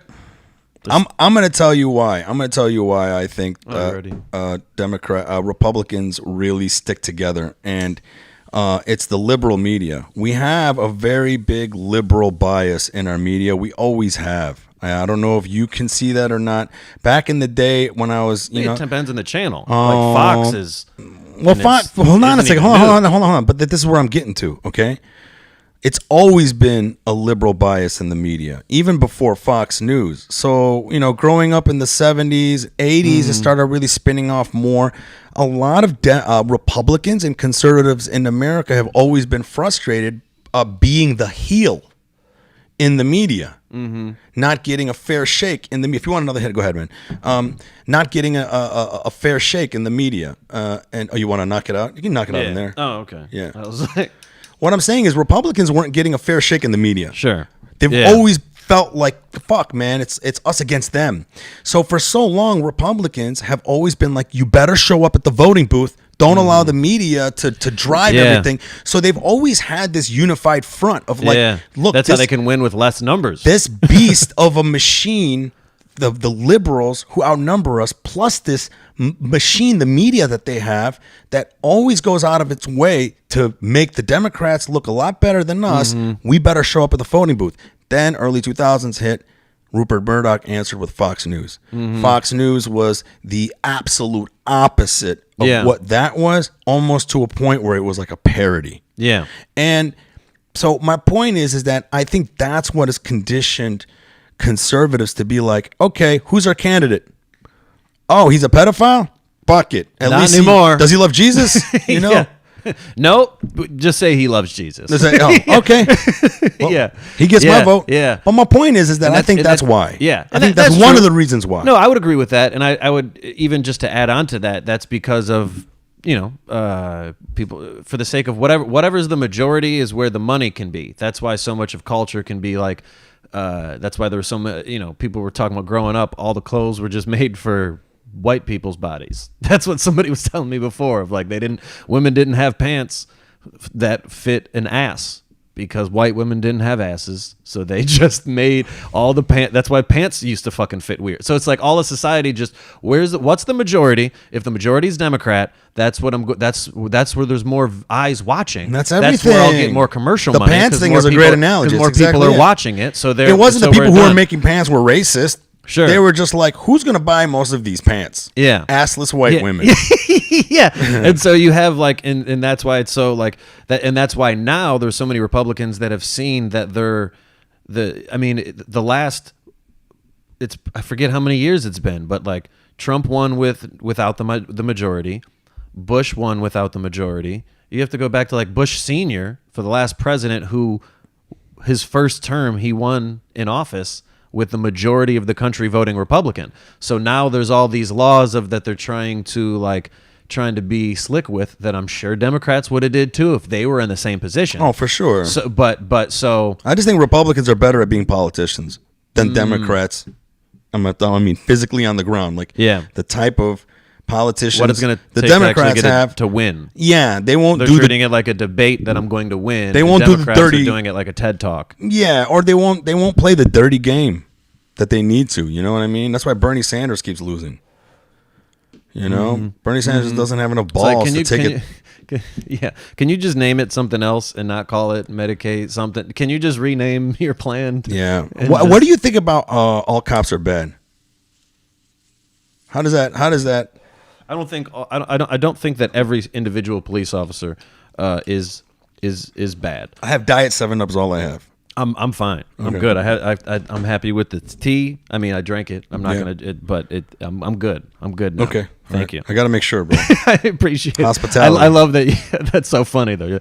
All I got is Diet 7-Up. I just think that's. I don't remember last. I'm not positive. I knew they sold Diet 7-Up, but I'm not even sure. It didn't. I'm not sure. I knew that they even made Diet 7-Up. Hey guys, our sponsor. This podcast is brought to you by our sponsor. Nobody, because nobody watches this fucking podcast. Zero sugar. All the tastes, none of the sugar. They got rid of diet. They took the word diet out of there. You know, now they're all saying zero sugar. I wonder what it is. I wonder if they feel like they're making fat people feel bad. It's either that or maybe people. I've always heard that like Diet Pop was worse for you because of the fake sugar or something. So maybe they're like, let's just make it the same and just take away the word diet. Yeah. Anytime like something might have, it's like rebranding. It Yeah, might yeah, just yeah. be rebranding. Yeah. And they're like, fuck it, let's just. But they're all doing the zero sugar, and probably just part of me wonders if it's like a fat shaming thing, or do you know what I'm saying? Because like all these companies are getting like, you know, they're getting sensitive and shit. Yeah. Speaking of like diet, you're a vegan. Yeah. That's right, man. How long? A couple of years, right at the beginning of 2019. So what month are we in? 2.5 years almost. Oh man, it's not that long. Yeah. I was vegetarian for a year before that, and it's definitely easier being vegan in LA. Yeah. You know, it's not even an inconvenience out here. There's I an bet. option everywhere. So I'm sure if you're like in the middle of, I don't know, North Dakota or something, they just call you a pussy and tell you to get out of their bar. I don't know. What do you do when you go on the road?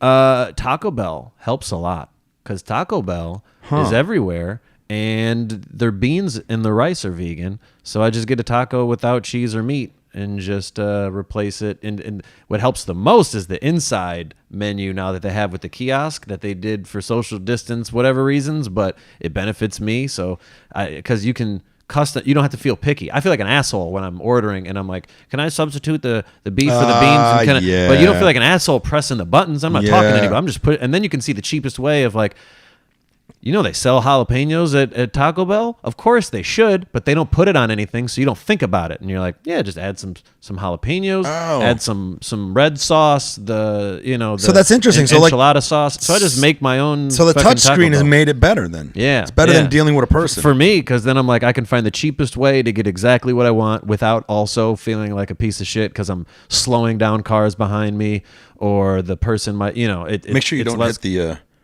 I've been seeing this shake. I don't know if the mushrooms from last night is kicking back in or. I thought I saw the camera shake. Yeah, it's weird. It touches. All right, I'll be careful just in case. Yeah, But that's gotta be hard, bro. That's got to be hard. It man. was. It's only less hard for me just because it was harder at first. But then I think going the transition of vegetarian to vegan, because first I thought it was a bigger thing than it was, because I was like I used to think that I couldn't get full. That meat was what made me full, and vegetables were just filler food. I used to. It was half a joke, half real. I was like, I can eat a salad until I die. I'm not gonna. My body's not going to get full on lettuce. And but you get hungry. And I thought that was true, and that's not true. But don't you get hungry faster later? I don't know. I've always just kind of just ate a lot. So I've never really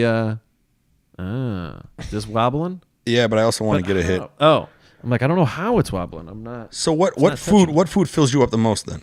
Fills me up the most? I don't know. I still love pizza. I found a million different ways to just make a vegan pizza, or you can just pizzas are vegan if you just substitute the cheese, right? Mm-hmm. And there's a lot of restaurants that you can say no cheese, and you're like, sure, that might not be ideal, but if you think about cheese, if sauce and bread is still good, you know what I mean?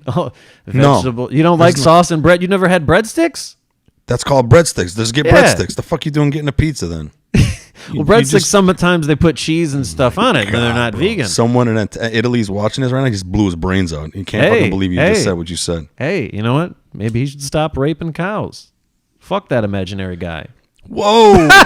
It's imaginary Italian guy rapes cows? He does. Is that what they do there? That's what milk is. It's cow rape.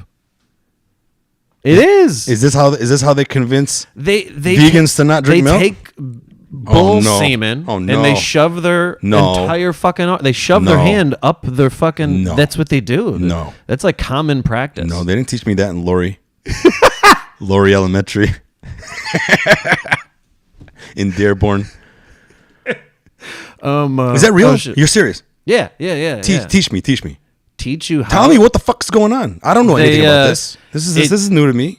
So at first, when I was vegetarian, I was like, I was like, I just assumed that the milk industry. I didn't realize that the milk industry is technically worse for the animal than the meat industry, because they're still going to kill them regardless at the end of it. But in order to make a cow, their bodies are just made to give milk to their kid. You know what I mean? Like they're not made on it's not like on a regular clockwork basis. They're not like chickens with eggs. Yeah, they're not just supposed. So I just thought they were like chickens with eggs. Yeah, so they gotta fuck up so they gotta fuck up their body a lot to be able to make them. And obviously when the baby's born, they have to remove the baby. The baby wants to, but if the baby.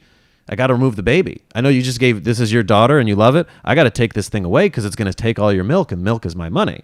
So so these animals are feeling this love of their child, and then they're like, no, fuck that. You don't get a child. Child's going to take all of my goddamn money. And what do they do to the child? And then depending on if it's a boy or a girl, like in most industries, it's like, you need more women to be able to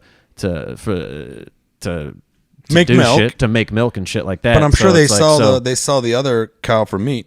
Yeah. They either sell it for meat or some animals it's faster to just kill them. It's faster to kill them, and it's a time thing. So it's kind of like chickens and eggs, where like any chicken that's born that's not a girl, if it can't lay an egg, they just throw them in a grinder.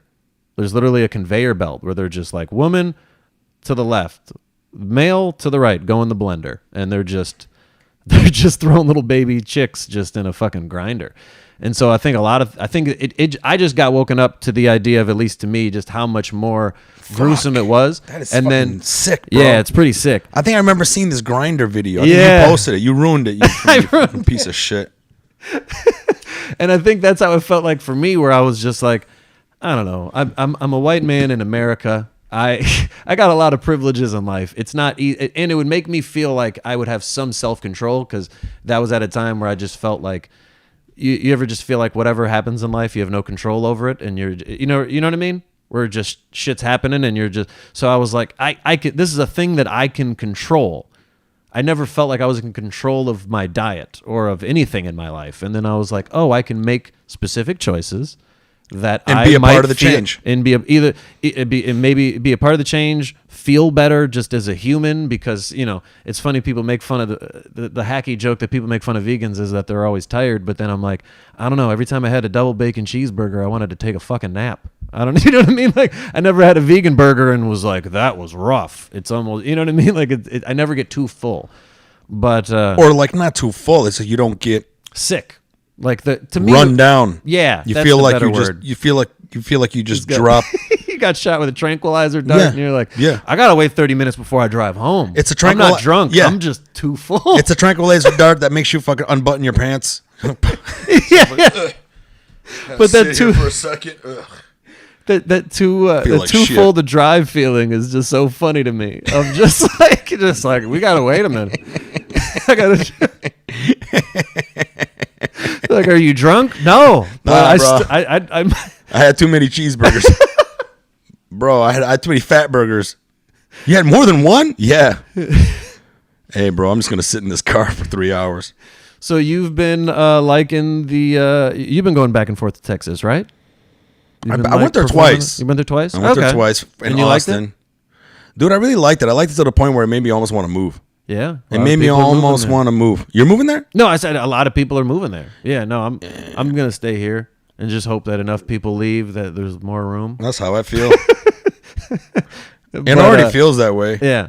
But my thing is that I don't know, dude. I just like California. Yeah, that's where I'm at. It's that it's especially coming from Michigan. It's kind of like a how picky do I want to be thing. Where I'm just like I went from snow and shitty weather half of the year, and Sometimes more than half of the year. yeah, and it's just like, and I'm going to a place where it's nice all the time, All the time, and now consistent. And now I'm gonna. So the idea of expensive. when I was in Austin, it just felt. I was like, even just weather wise, it's not. It could When be were you too there? hot there. I feel like a couple weeks ago there, I was there from May 19th through 30th. So it was hot. It was, yeah. It was Austin. It was rainy, but it was like muggy and humid. And then in San Antonio, it was hot and humid. And then I was in Houston, for Same just like thing. same thing. So it was just, yeah. So it was like, man, this humidity. And I used to be stubborn about that shit when people would be like, man, get the fuck out of here. You're dry. Hot is hot. What's the number? Man, not the same. that don't mean nothing. I have. You see this beard? Yeah. This beard comes from fucking Yemen, okay? And I'm just assuming that Yemen has this type of weather. Because my beard acts great in this zero humidity heat. But when it's humid, Bro, I what go happens? to Texas, I look like you should shoot me. Oh my god. You know what I mean? Like it just like I look like I just got, you know how Saddam Hussein looks like when he came out of the cave? Where it's just That's like what it fucking, looks like? right now I can like keep it looking like I have a job. I go out there, man. Oh my god, it just sucks, bro. The humidity. And I was there February, Oh. and it wasn't even that bad. Yeah. I can only imagine what it's like now, bro. Yeah. Did I tell you? But I like the nightlife there, man. Mm-hmm. I like the hanging out. Yeah. I like Yeah, the it's fact that hanging out there, you were more on the same level with everyone, as opposed to here, Yeah. there's more of a hierarchy. Yeah. Does that make sense? Yeah, and that's also like the negative side effect of too much industry in Hollywood is a pompous attitude or a constant ranking system of like how many times I felt like I've talked to people. That is a big negative here. I feel like there's so many times I'm talking to a person and the whole time they're talking to me, but they're also looking for a cooler person that will benefit their career more to talk to instead. You know what I mean? So the whole time they're like, yeah. Exactly. And they're just kind of looking around like, oh, I'm sorry, he's higher up the ladder. We're done here. And I'm like, I don't feel, but that's why I'm happy that there's so many people from Michigan and so many other comics that I know that moved out here, because I don't feel like I have to start over just socially. It's like it feels like there's so many Detroit comics and so many just people in general that I know from Michigan that have moved out here. That's a good comfort thing, but I don't think that's a good networking thing. Sure. Yeah, I no, think- it's not good networking, but I don't feel like I have to, some people when they came out here, they moved out here before, like some of the comics that moved out here before the rest of their scene, they had to make friends with people they didn't like, and then that can't feel good to be like, yeah, I fucking hate this guy, but I gotta be friends with him. Like Yeah. that just has to feel weird. Yeah. So that's the awkward thing of comedy, is that you need to make friends to advance your career. Yeah. And I'm not against meeting new people, but it feels awkward when I can't erase the part of my brain that knows that when I go to a show, whoever's booking the show, I want to do the show. The main reason I'm there is because I want to do the show, but I can't come off like the main reason I'm there. I have to come off like I just enjoy hanging out. I don't even want to do stand-up. I just want to be here and drink with my buddies. It's like we all have to play pretend when we all just want to get on the show. We all just want to get on the show. But we can't. It's so fucking true. But we can't say that, really. so why are you here? I just want to get on your show. I don't know, man. Early on, I've been like very like upfront with people. Yeah. Okay. Maybe I'm just an awkward guy. Maybe that's just a better way to just be like, yeah, I'd love to do your show. That's what I would. That's what I have been doing. I would just go to a show, hang out, try to have a good time. You know, and then like at the end, just be like, hey, man, you know, if you see a fit for me, I'd love to do it. Did I tell you? This is just a random story, but it was insane to me. Did I tell you about the white woman that approached me in Houston? Let's talk about the white woman. Let's talk about that, bro.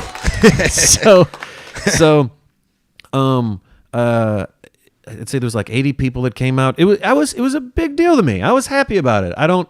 I've headlined before, but it was my first time really where I headlined out of state, where I was like, a lot of people came out to see me. You know, that's great, dude. And, you got a great following. There was like 40 or so people that I feel like were like, you know, came out to see me, and I was like, I'm happy with that.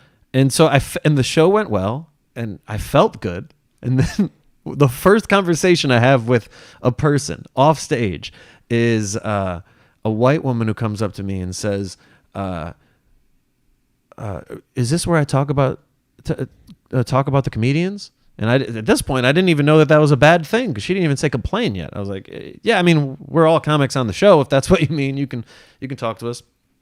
And then she's like, were you the last guy? Who was the last guy up? And I'm like, you were looking at me for 50 minutes. How do you not know? Were you the only 30 seconds ago? Would it funny if you were like the only white guy on the whole show?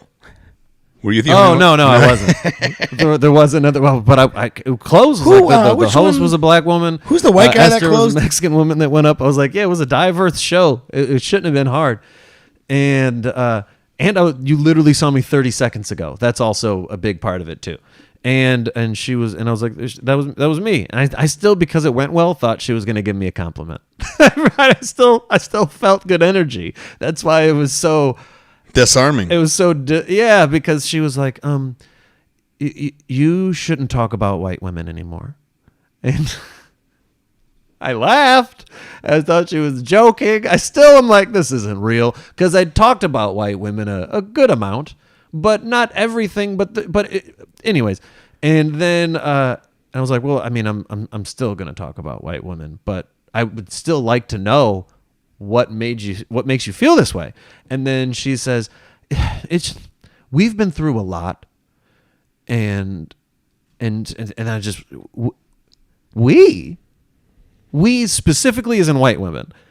And then I just started kind of halfway, not like yelling. It was just because I was still like, felt good. So it was weird. It was just a weird conversation. I was like, when has the government ever been like, fuck white women, black women, you're cool. Asian women, you're fine. But today, in this one instance, like, what's it like? If you thought that I was shitting on women too much, then give me the example of where I was. And so that's why I was trying to go joke for joke. I was like, I was making fun of creepy dudes in this joke. That was insulting the men that are hitting. That was supporting women, not having to deal with creepy dudes. She was like, well, that wasn't a joke. And I was trying to find the joke, and I know what she didn't want to admit what the joke was, but I feel like I still know what the joke was, even though she lied to my face about it. Do you know what? Can you talk about it without? I can. It's a story. I make fun of the woman. There was a woman in Portland who during the protests got completely naked and faced the police officers. And I think I remember seeing that picture. And so the whole, you saw the picture, and that's in the joke is just like, there's all these white women that are that posted this article, and are like, she's so brave. She is heroic. She is strong. And all the black people that posted it were like, look at this crazy naked white bitch. So it's like, so who are you doing that for? Because black people didn't ask they didn't think that That's a white hilarious. woman's pussy was going to fix their police issues. Right. So who are you doing this for? You know what I mean? So I thought that was like a joke that I was like, that's insulting a specific protester. So even if you're a Republican, and I feel like you could agree that was fucking dumb. If you're I felt like I didn't see the angle where somebody would come up to me afterwards and be upset, but I think that was it, because that was the more specific towards white women that I talked about. To me, it just makes me feel like she just probably has. She said that she's like me. There was a few other women that had to leave, and then to the bathroom. That's what you're and talking about. And I love when the bookers of shows just like support the comics. Yeah. Because afterward, because he'll double down on whatever it is. So like afterwards, I was like, I'm sorry. It looked like she was complaining to you. Like I felt weird because then she started talking to the guy that ran the show and everything, and he's like, what?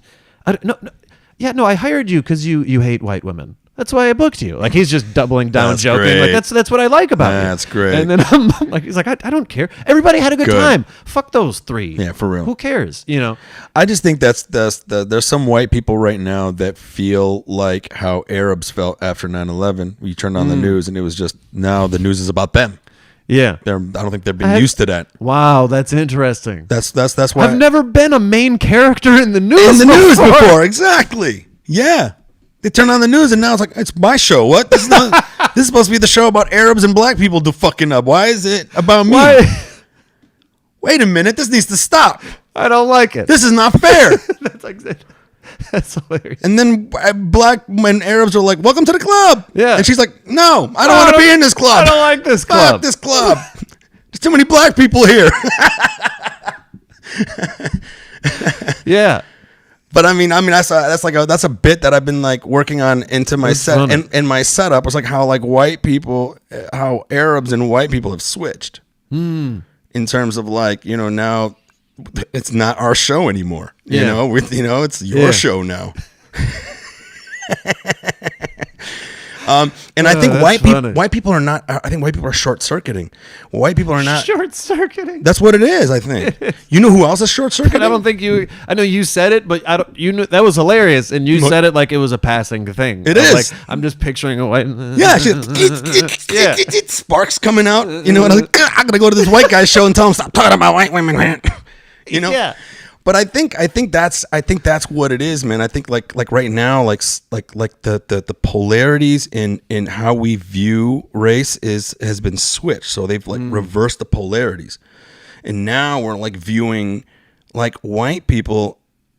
They're like the main characters of look what's wrong with the world. Post 9/11, we were the fucking main characters in that fucking story. Yeah. And now it's switched, and I think white people are not able to take that. Yeah. And then they're pushing back in ways like that. And also, I think it's affecting white liberals also. You have white liberals who know they're not racist, and some are going too far to show that they're not racist. Do you know what I mean? Yeah. So like it's forcing both sides of white people to be like, what the fuck is going on? Now I have to signal to the world in a specific way. And one signal is, look, I'm not racist. And the other signal is, hey, you need to stop talking bad about white people. Yeah. There's definitely both of those extremes. Those are becoming more common. I'm finding that more with Israelis too now. Israelis have never really been used to the news looking at them as being the bad guy in that whole conflict story, you know, and it's interesting because and then there's people that are like, you're talking trash about Jews, and it's like, no, you're not. You're talking about there is that. Yeah, you know there what I mean? is like, that. Yeah, there's just on there is all that. the sides, it's creating an interesting conversation. There is that, but to me, I like that now it's shifting to a place where now, because Israel, man, listen. They are way too powerful to not be called out on. And like the amount of force that they're able to impose on the Palestinians as far as what the Palestinians can do to them, it's so lopsided. Yeah, it's like when you're talking about the police and what they do to black people in these poor neighborhoods, right? These people are not militarized, but then you have a police force that's in comparison, militarized. Yeah. And you look at Israel, it's the same thing. Israel's highly militarized, and these people are working with nothing. Yeah. Right? And I think for so long in our media, the story has always been the Palestinians are bad, the Palestinians are bad, the Palestinians are bad. The media has always found a way to, like, you know, let's say Israel does something to provoke the Palestinians, and then the Palestinians go, well, we're going to retaliate, and then they launch a rocket. That's where the news cycle starts here. Yeah. The news cycle starts, you're like, oh, they're throwing rockets. Yeah. What? You know? It starts it's in the middle of the story. But now with TikTok, Instagram, you get the whole story. the story is spreading out so much that now I have the more that there's social media platforms where just regular people can give their opinion, there's the negative side of it, which is everybody feels their opinion matters. But the good side of it, at least, is it's kind of almost impossible to completely silence you can't a lot of issues. The main media conglomerates are not able to They're not dictate the narrative they're anymore. not the sole responsible. Because now they're saying, well, this is what's going on, but then TikTok's like, well, here, we're on the ground in Palestine. This is what's going on. Check this out, you know? Yeah. So, and what I'm starting to realize is that Israelis now are starting to feel like that woman, where I've talked to one of my Israeli friends, and they were just like, what the fuck, man? Everyone's always hating on Israelis now, and this, that, and the other thing. I'm getting hate mail, and I'm like, and I'm literally to them like, welcome to the club. Come on in, man. We have a lot to talk about. Yeah. So I like the fact that now you have Israelis going, fuck, do I now have to? Because for so long, Israelis would never sit there and be like, what my country's doing is bad. You never see that too often. And when you do, they're called self-hating Jews, you know. So, but yeah, that's to me it's interesting. I think right now it's interesting. Like, white people are acting like this Yemeni guy did at my gas station that I used to go to. Before 9/11, he was just some Yemeni guy. After 9/11, every day he had a different America shirt on. Every day a different America shirt. It was America with the eagle, America with the Constitution. I love America more than you. Yeah. It says that America on with the Constitution and the eagle. Then he had a shirt that was like white, conservative, proud. I'm like, bro. Picture of just beloved white people, just a picture of like Tom Hanks. Yeah. Just some white guy from Taylor. He's my friend. I know this guy. For real though, I mean, that's to me, it's really interesting to see how human beings, like, how we cope with being maybe the bad guy of the situation, or if we feel like we're the bad guy of the situation. Yeah. You know? Yeah, that's true. Because, there's definitely some white people that are like, they're like you said, they're not used to. They're not equipped. Yeah. Not equipped with being able to handle this. Yeah. Oh, shit, I'm the bad person now? Yeah. Because it's like a post I shared recently that of just like a tweet somebody had that's like, for so long, white people were taught to grow up believing like they were the default person. Like, this is what I'm an American. Bro. I can just say American and it means a white guy.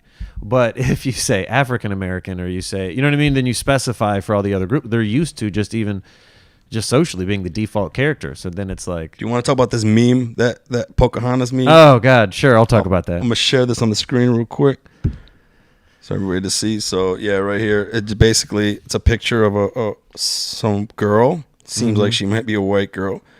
And then next to her is a picture from Pocahontas, the cartoon. And, you know, they both side by side kind of look like they're facing in the same direction. The hair's kind of...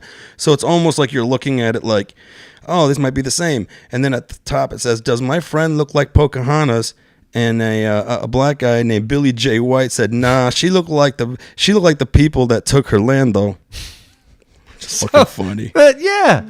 I thought it was funny too, really, and I didn't even say it. I just shared a thing that I thought was funny, and then somebody messaged me who took it in an entirely different way than I think the vast majority of the public took it. The vast majority took it as, this is a white woman who wants to pretend as if her, like, you know, other people's culture is just there for her beauty standards. You know what I mean? Of like on some, it's like no, it's not there for you to feel pretty. You know what I mean? Like, don't use Pocahontas as some thing like that, you know. And it's like, that's what it meant to me. And I thought that people took a various version of that of like, no, you're white, you don't get to call yourself Pocahontas. And a woman who said that she's Native and she's seen a lot of colorism towards them, where there are some that look white, but they, maybe a cop will treat them like they're a white person, but they still have the generational wealth of somebody who the white man's fucked over historically. Mm-hmm. So they're like, so they get shitted on.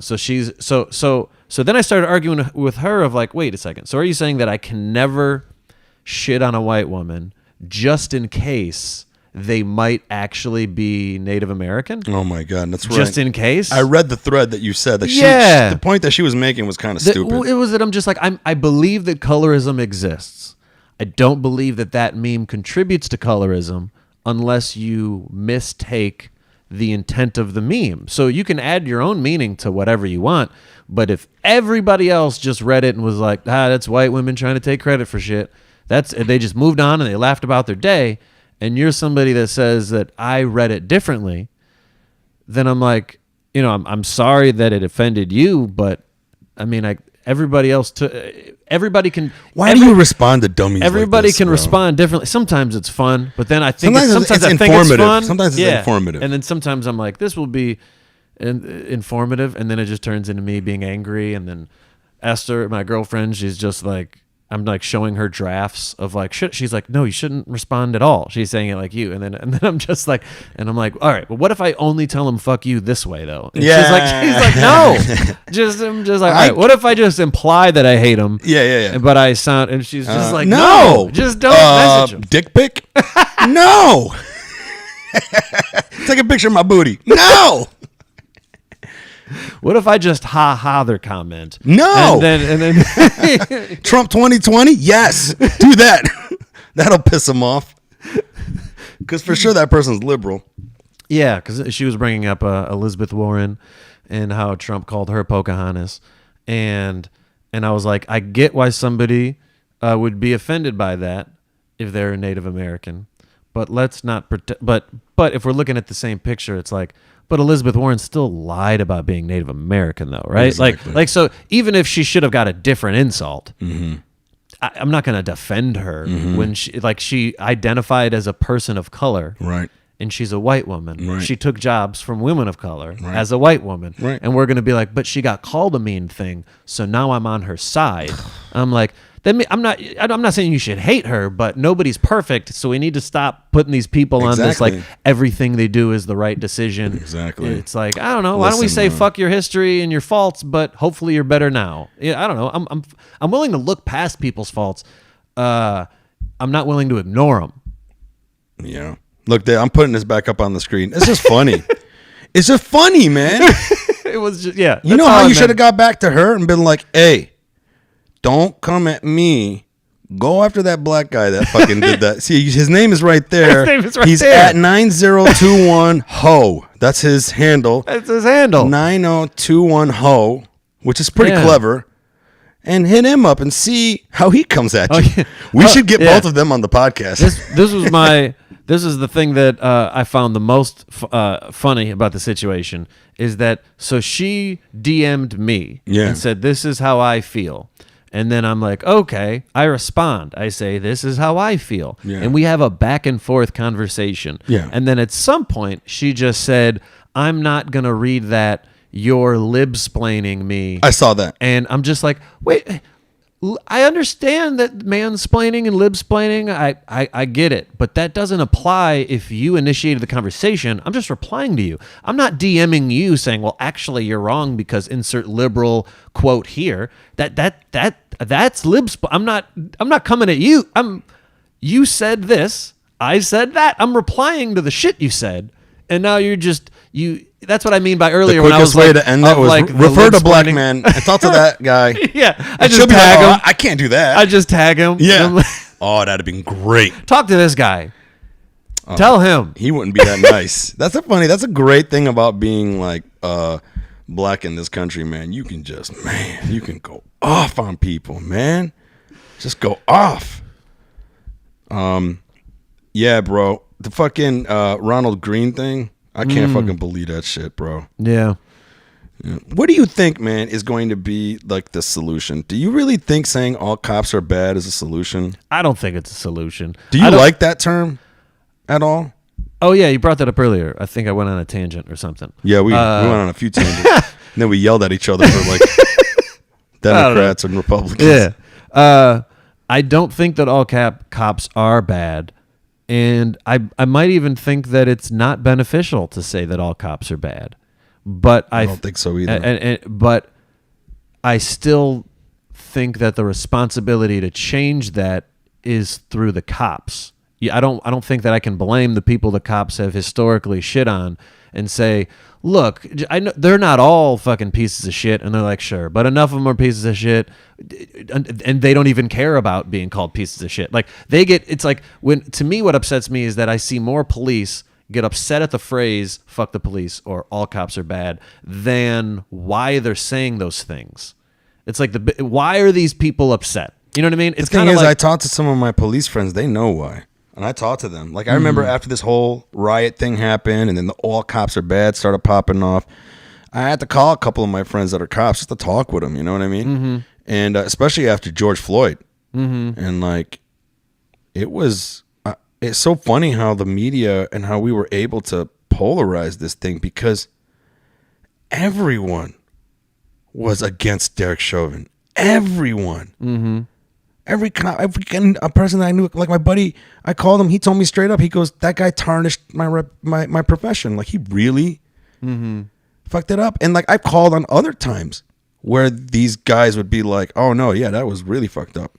So is it like their unions that's protecting them? Why are they scared to come forward? Because they don't say that publicly. There's a culture, man. That's what I'm saying. That's what I mean. You have to be willing to. The culture needs to change people somehow. Are like, and if I don't know how to do that. I'll be fired. And I'm like, if other people come forward, they might die. You might have to lose your job, motherfucker.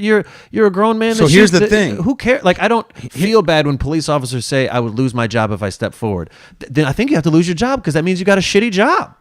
If that's what that means, and it's easy for you to say. Here's the thing, though: if you are an adult that's capable of being a cop, you are also an adult capable of putting food on your kid's table in a million other ways. There's but what if you don't want to do that? Then fucking cry me a fucking river, pussy. Here we go. I'm gonna use your analogy against you. Stop fucking hitting the damn camera, bro. You use the analogy of you could not control what the meat industry is going to do as a whole. So the thing that you could control is to be a vegan.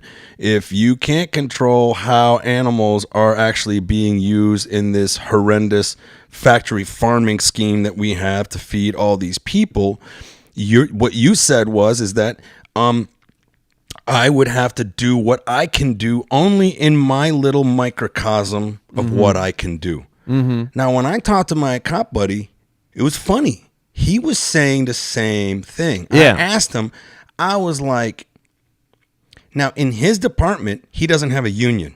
Mm-hmm. So they're able to call each other out. Mm. Okay. Mm-hmm. And he said that at the end of the day, if he was at a police station that had a union like that, you would have to come to a crossroads of, do I call this cop out, lose my job, that cop never gets fired? Mm-hmm. Or do I shut the hell up and be loyal to my beat and the people that I know in this community? Mm-hmm. Some of these police officers, the places that they're policing, they love where they police. They know the people, you know? Mm-hmm. Like my buddy knows everyone in that neighborhood. Mm-hmm. It's one of those beats. Mm-hmm. So it's like to tell him to just get a pizza job after he's been there for so long and he knows everyone in that neighborhood and he feels so good every day waking up and being able to protect this beat that he's been working on for a really long time. He's already did the groundwork. The people in the area know him. You know what I mean? Mm-hmm. Mm-hmm. You know, that community will lose a good cop. What if, he gets gone and then the cop that has to do that community was the guy he was trying to call out who still is working? Sure. So where do you draw the line? I guess to me, I just don't. There are obviously good cops, but I think that it's naive to assume that somebody can change. To me, veganism is helping a problem by not contributing towards it.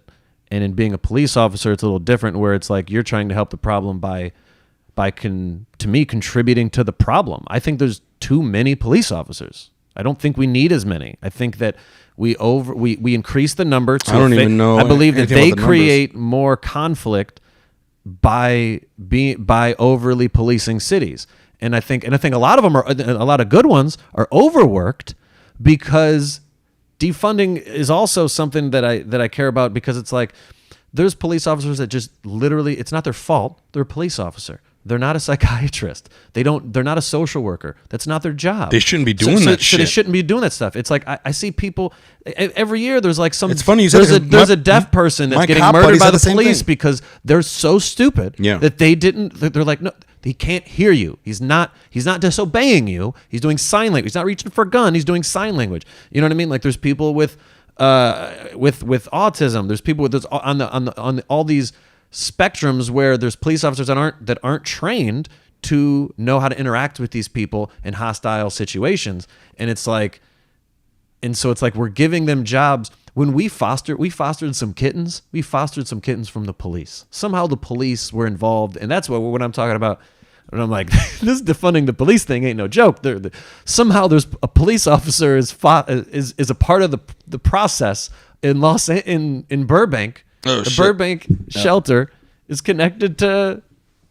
It's connected to the police of Burbank. I'm like I don't think that was necessary for a cat operation. I think we need to rethink some things. So I just don't think that all of the ways to change the. There are police that are good police officers in the communities that they're in, and I'm sure they do a lot of benefits. And I don't think that we should, act as if every single individual police officer is bad. But I at least agree with the frustration of people that are like, wake me up when people care more about lives than their jobs, because people are getting killed because of bad police officers. So if you aren't willing to speak up for it because you'll lose your job, I can at least I understand people's frustration in that, where they're like, okay, so you not wanting to be a pizza delivery guy means somebody that I love might be killed. Those are extreme examples, obviously, but I think I can understand why some people might feel that way, because they're. I just think the term defunding the police is very. They got too much money. It's like police officers care about how much money they get, and it's like, stop buying all these goddamn gadgets. You don't need a tank. That's the thing. So here's the thing. You guys are shitty with your money. You'd have more money if you knew how to fucking use it. Defunding, the term defunding really, really, really, it sends the wrong message. Even to people who, like me, when I heard it, I had the pragmatic view, like you did. Oh yeah, let's just lean it out a little bit and put more money in the more important things, like training them and psychological evaluations. And so sure, refunding probably could have been a better restructuring the police. Like I'm sure there's a million different brands that could have been done better, but to me it just reminds me of, and I'm sure there are people that's why they're thrown off, is because they misinterpret what it is because of the branding of it. But then I just also I still just believe that there would be some people that it's like, I fully believe that if the Black Lives Matter movement, if it started when none of this existed, there was no Black Lives Matter movement at all. If they started their branding by saying all lives matter, if that's what they came out as saying, if they were like, we're just going to say all lives matter so we can point out the part that it doesn't seem like Black lives have been mattering as much to a lot of people in this country. If that was what their name was, I still think white people would have been like, oh, but you don't mean all lives. Why didn't you say? I still think people would find a problem with it. Like the people that are strongly against something will sometimes use and I think that's the polarization of the two-party system that we have. They'll use the branding as a way to hate something. I think we fall victim to this polarization. I wish we could really find a way to have more viable parties. 6. Yeah, like most countries. Oh my God, yeah. People laugh at like what in other countries what we even think liberal is. They're like, you know what I mean? Like a liberal would be in the would be in the center in some places. They're like, no, we just get healthcare because we're born and we came out of a vagina. Yeah. You know what I mean? And they're like, the fact that what you got, they're like, Bernie Sanders would be a fucking Republican in some other fucking countries. Probably. For real, like, man. Yeah, so it's funny when people, options would only be a better thing, in my opinion. Yeah. I don't know, man. But back to the defunding, man. Listen, that aside from how that whole term is fucked up and just really causes confusion and whatever, no tanks for the police. Just we don't need you to have these like, we don't need you to be militarized. Yes, and they're not trained with the militarized gear. And it's not like only people that, talk about how looked at as stormtroopers. Yes. We shouldn't look at you like you're stormtroopers. We should get to a point where we normalize our relationship with you, where we feel like you are part of us, and part of this community, and you're here for our benefit. Not to say that they're not here for our benefit. But it doesn't seem like it feels, sure, especially the way a lot of their cop cars are designed and so on and so forth. There's this like fear, like this heart palpitation inducing fear when you see a cop car, where it needs to change, Yeah. And, this psychiatrist made a very good point. She was like, they should be mandatory bi-monthly psych evals of police officers, that it's mandatory. It should be. But you know why she says she should be mandatory? Not because of the actual psych eval, but because it reduces the stigma of having to get it. She goes, because a lot of cops are macho. Yeah. And I'm not crazy. And if you end up going to see the psychiatrist, everyone in the department knows you went to see the shrink after that shooting. Yeah. And then now you might have to deal with the stigma of however these guys are going to handle that, right? Yeah. But if it's mandatory bi-weekly, you can slip in your problems in those bi-weekly things and actually get some help that you need. Yeah, I fully agree with that. I don't think that it's wrong for people to.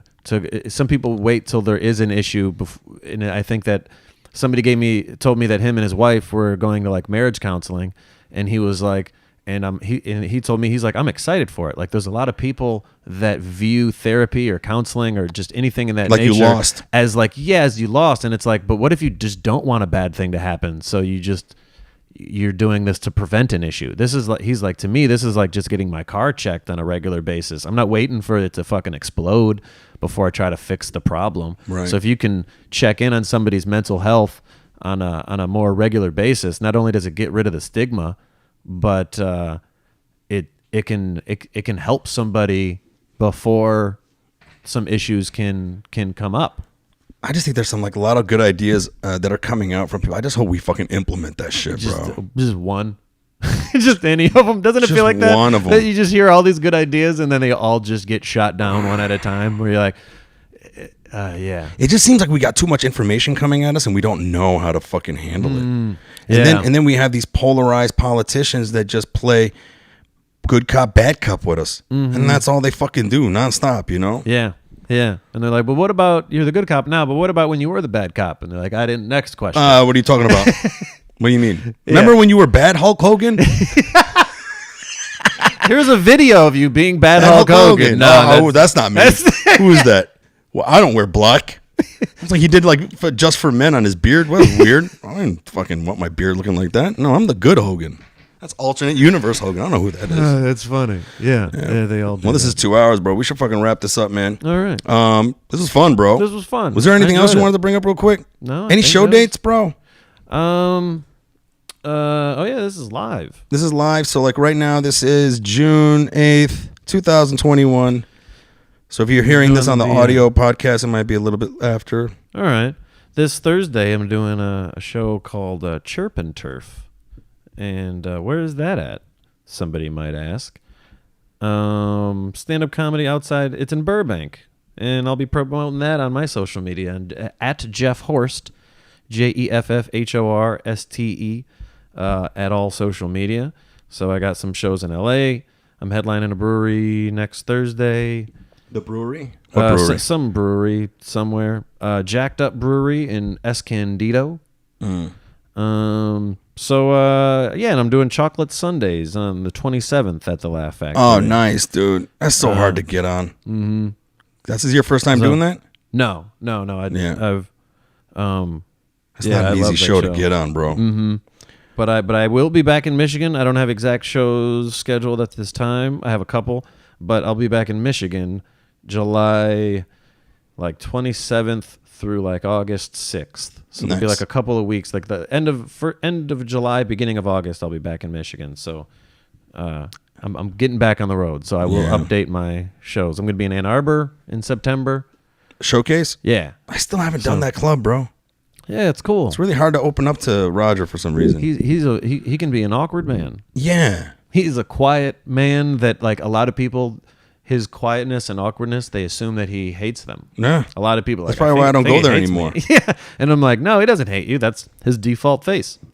It's just how he is. I gotta try to find a way to get on his radar, man. Yeah, he's very he likes to see people in person, or you know what I mean. I feel like he does a lot of his stuff in person instead of just word of mouth or, through email or something. Right.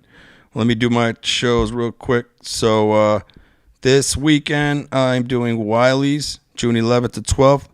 Cool. Comedy Castle, I'm now sharing the stage with Ron White. So I was headlining 5 shows. Now he's going to be headlining the first 3 shows, and then I'll be headlining the last 2 shows of that weekend. All right. So definitely come out to that. I would definitely come out to both. Come out to see me 2 times. But I'll be opening up for him, and then on the first 3 shows, so I'll be doing a half hour then, and then on Saturday, I'll be doing 2 shows where I'll be doing an hour. I'll be headlining both of those shows. Listen, Ron White comes into town, man. You're getting bumped. Yeah, that's just how it works. That's how that's gonna work. Jason Bacon says, "Where is Ron White going to be? Ron White is going to be on those dates that you see up top, where it says June. Let me put it over here. June 11th to the 12th. There it is.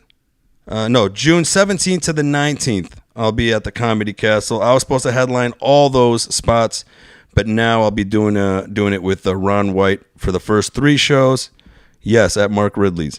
And then the following weekend, June 25, 26, I'll be at Gutty's in Indiana. And then the Jewish Ensemble Theater, June 27th. I'm also going to be doing 313 Comedy. Shit. Oh, cool. Yeah. Fun room. Yeah, I love Kyle. Kyle's great. And then I'm coming back to the West Coast. June 30th, I'm doing Supernova in Hollywood. And then the Madhouse, July 2nd and 3rd, San Diego. And then Laughs Unlimited, July 16th to 17th. All dates are on my website, MikeFromDetroit.com. I'm still trying to get used to putting up. There you go. So I'm Mike from Detroit and everything. Also, follow me on TikTok. I ain't doing shit on that. I ain't doing shit on that. But whatever I do post, it's it's fun. I've been doing some fun stuff, but I'm trying to be more consistent with it. So much fucking going on. Yeah. I forgot. Oh, sorry. Go ahead. I was just going to say I forgot that because I haven't confirmed the exact dates, but the first couple weeks of December, I'll be I'm doing a tour all around Florida. So I'm going to make sure I don't talk about politics and go all around, but it's a tour all around. You're going to do a tour around Florida? You're not going to do Florida tour, yeah. You're not going to do any, hey, black people, white people, yeah. I might talk about race. I'm definitely not going to but I don't, in my act already, I don't shit on Republicans. It just coincidentally, they might not like it. I was shitting on Republicans last year. Not really, but I had that one Trump joke that was fun. Yeah. It was a fun Trump joke where he dies in the joke. But I did that all across Florida, and everyone laughed at that joke except one show. One show in Sarasota, Florida. The first show at the same club, I got a fucking applause break. I was like, this is weird. Second show, it's like they all got the memo. Mm-hmm. As soon as I did that joke, they're like, we're not laughing at any more of your fucking jokes, you piece of shit. Mm-hmm. So you'll have fun in Florida, though. Yeah. Looking forward to it. So, yeah, guys. And then tomorrow, I'm doing a live 2 o'clock, as always, Wednesdays, 2 p.m. I'll be going live by myself, talking about Jeff Horste behind his back. I'm going to be watching it. I'm going to be commenting. I don't do that. I don't do that. If I do, I always sometimes I'll bring something up that I highlight that I liked, But this was a good conversation, dude. I enjoyed it. I enjoyed it a lot, bro. Yo, You're fucking hilarious. Thanks, man. You dude. too. And you're you know, the shit that you're doing, man, is fucking great, bro. You're very consistent on like really teaching everybody about, you know, the privileges of being white, and you know, but it's good though, man, because we need more people. Just like we were talking about, we need more police officers to start going, hey, this shit is fucked up. Just like we need more Israelis to be like, hey, yo, this shit is fucked up. Same thing like we need more Arabs to be standing up for stuff, you know, like women's rights or whatever the case may be. It's just, it's good to see someone really sticking up and using the platform that, because whatever race and creed you are, now you have a platform to say whatever you want about that race or creed, right? Yeah. And it's very important to have people like you like that, bro. So thank you, man. I appreciate it, brother. Thank you. All right, my man. All right. Till next time, guys, I'll see you tomorrow at 2 p.m. Follow Jeff Horst on everything at Jeff Horst. I'll see you guys next time. Thank you. Public Yemeni #1.